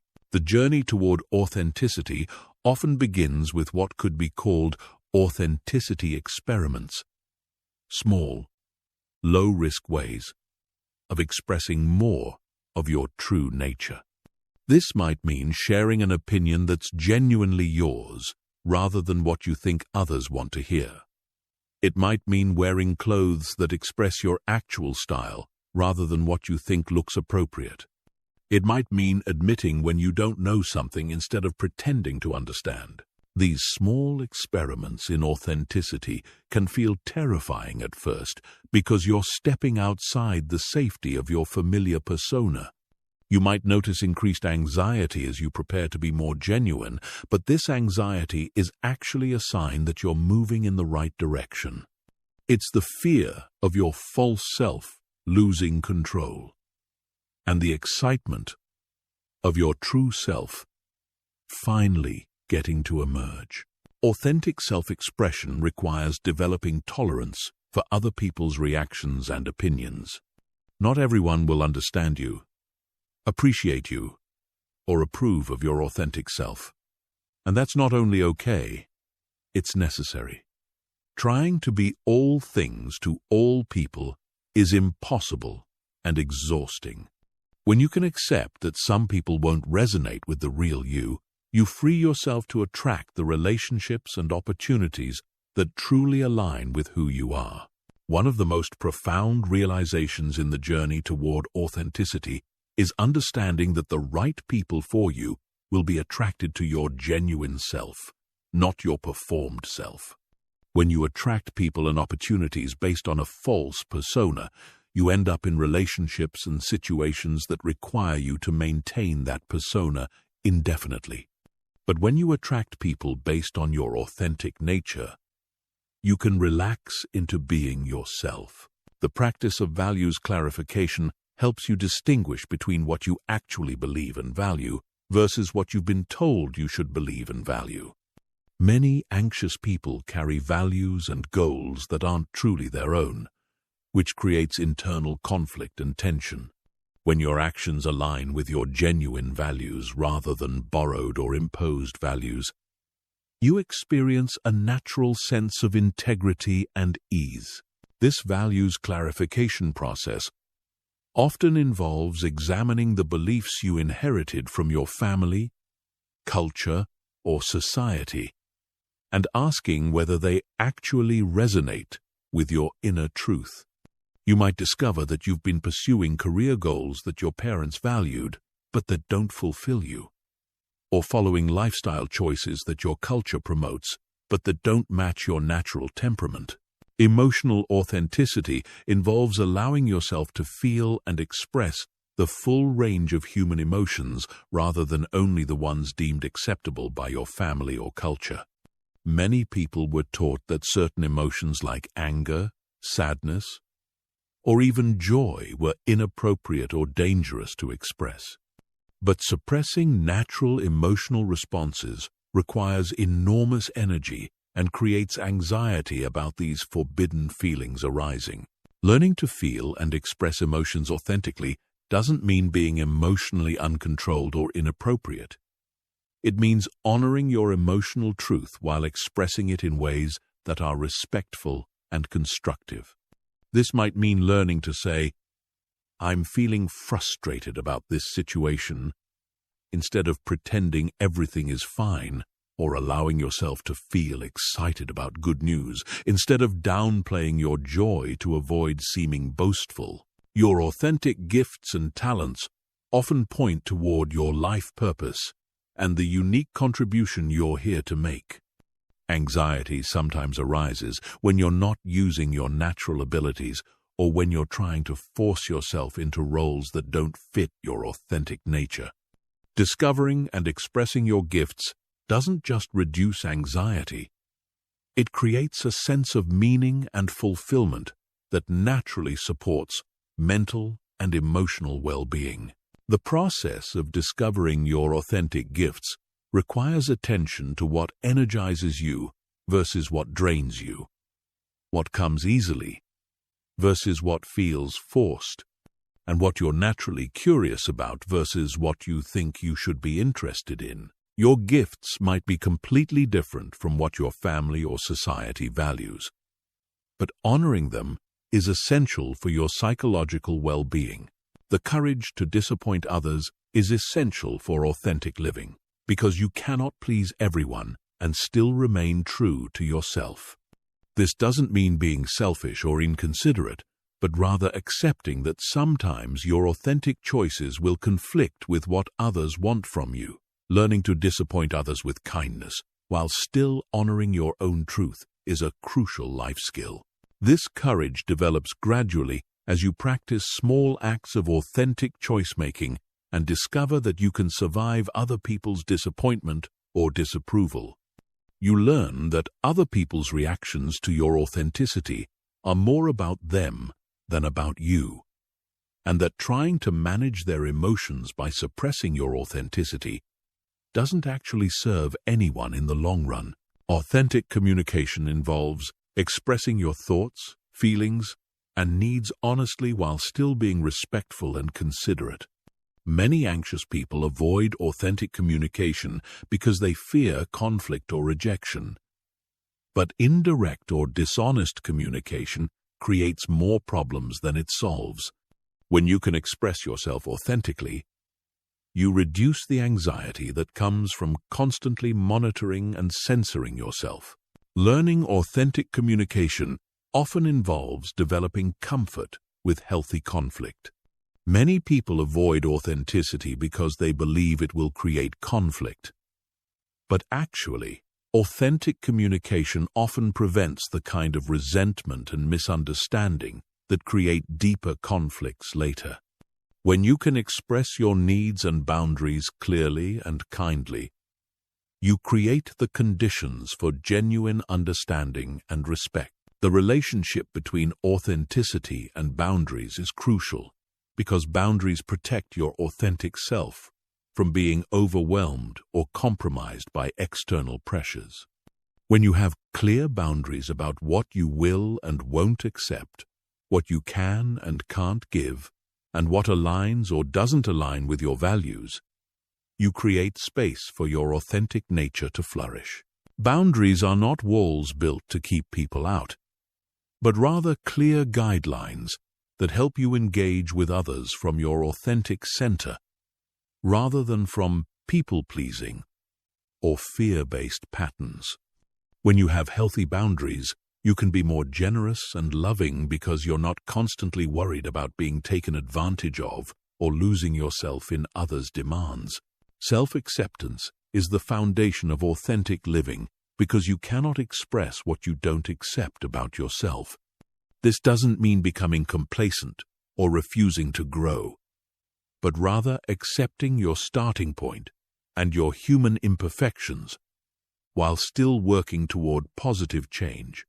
Paradoxically, accepting yourself as you are makes it easier to become who you want to be. Self-acceptance involves embracing all aspects of yourself, including the parts you've been taught are unacceptable or shameful. This shadow work is essential because the energy you spend hiding parts of yourself is energy that could be used for creativity, connection, and growth. When you can integrate your shadow aspects with compassion, you become more whole and naturally more authentic. Authentic living often involves what could be called divine discontent, a healthy dissatisfaction with anything in your life that doesn't align with your true nature. This discontent isn't the anxious dissatisfaction that comes from comparing yourself to others, but rather the wise recognition that certain situations, relationships, or choices don't serve your authentic expression and growth. This divine discontent serves as an internal compass, always pointing you toward greater alignment with your true self. It might manifest as restlessness in a job that doesn't utilize your gifts, longing for deeper connections in superficial relationships, or a sense of emptiness when you're living according to others' expectations rather than your own values. The process of coming home to yourself involves releasing the performance and pretense that anxiety often maintains and allowing your natural way of being to emerge. This might mean speaking more softly if that's your natural voice, taking more time to process if that's your natural pace, or expressing more enthusiasm if that's your authentic energy. It's about letting yourself be who you actually are rather than who you think you should be. This coming home process often involves grieving the parts of yourself that you abandoned or suppressed in order to fit in or survive. There may be sadness about the time lost living inauthentically, anger about the pressures that forced you to hide your true nature, or fear about fully embracing who you are. These emotions are natural and necessary parts of the authenticity journey. Authentic self-care goes beyond surface-level practices to include making choices that truly serve your well-being rather than just looking like good self-care. This might mean saying no to social obligations that drain you even if others think they're good for you, or pursuing creative projects that fulfill you even if they don't make sense to others. True self-care is about honoring your authentic needs, which might be very different from what self-care looks like for other people. Your authentic self might need more solitude, more adventure, more creative expression, more physical movement, or more intellectual stimulation than the average person. Honoring these unique needs is essential for maintaining your authentic energy and preventing the depletion that leads to anxiety. The practice of authentic decision-making involves checking in with your inner wisdom rather than just analyzing options intellectually. Your authentic self usually knows what's right for you at a level deeper than rational analysis. This doesn't mean ignoring practical considerations, but rather including your intuitive wisdom alongside logical thinking in your decision-making process. Learning to trust your inner guidance requires distinguishing between the voice of your authentic self and the voices of conditioning, fear, or social pressure. Your authentic voice usually feels calm, clear, and aligned with your values, even when it's suggesting something challenging. The voices of conditioning and fear often feel urgent, anxious, or based on should statements. Living authentically creates a natural state of inner alignment where your thoughts, feelings, and actions are all pointing in the same direction. This alignment eliminates the internal friction and contradiction that often fuels anxiety. When you're being true to yourself, there's a sense of flow and ease that supports natural calm and confidence. This alignment creates what could be called authentic power, not power over others, but power from within. When you're aligned with your authentic nature, you naturally radiate a quality of presence and confidence that others can feel. This isn't the brittle confidence of the false self trying to prove something, but the quiet confidence of someone who knows and accepts who they are.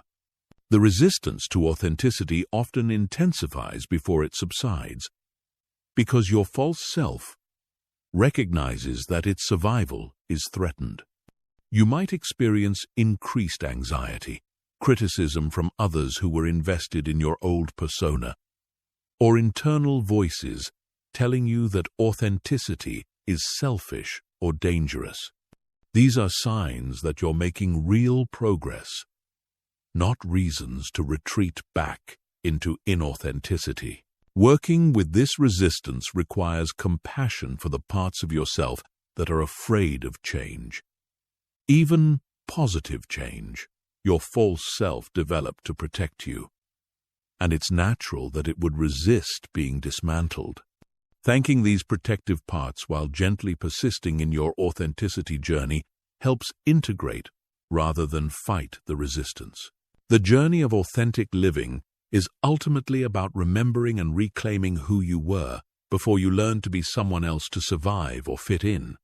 This original self is still within you, perhaps buried under layers of conditioning and protection, but intact and waiting to be expressed. When you give yourself permission to be authentic, anxiety often dissolves naturally because you're no longer fighting against your own nature. This remembering process often involves reconnecting with childhood interests, dreams, or ways of being that got discouraged or forgotten. What did you love before you learned what you were supposed to love? How did you naturally express yourself before you learned what expressions were acceptable? These early authentic impulses hold clues to your true nature. The final realization of authentic living is that your true self is not something you need to create or become. It's something you already are, that you need to stop hiding. The peace you've been seeking through managing anxiety is actually your natural state when you're not expending energy maintaining a false identity. Your authentic self is inherently calm, wise, and resilient because it's aligned with your true nature rather than fighting against it. When you fully embrace authentic living, you discover that anxiety was never really about external threats or circumstances. It was about the internal conflict between who you really are and who you were trying to be. When this conflict resolves through authentic self-expression, a natural peace emerges that doesn't depend on controlling external conditions or managing symptoms. This is the ultimate freedom. To be yourself so completely that anxiety has no foothold. To live so authentically that peace becomes your natural state. And to express your true nature so fully that you become a source of calm and inspiration for others who are still trapped in the performance of their false selves. Your authentic self is not just the cure for your anxiety. It's your gift to the world.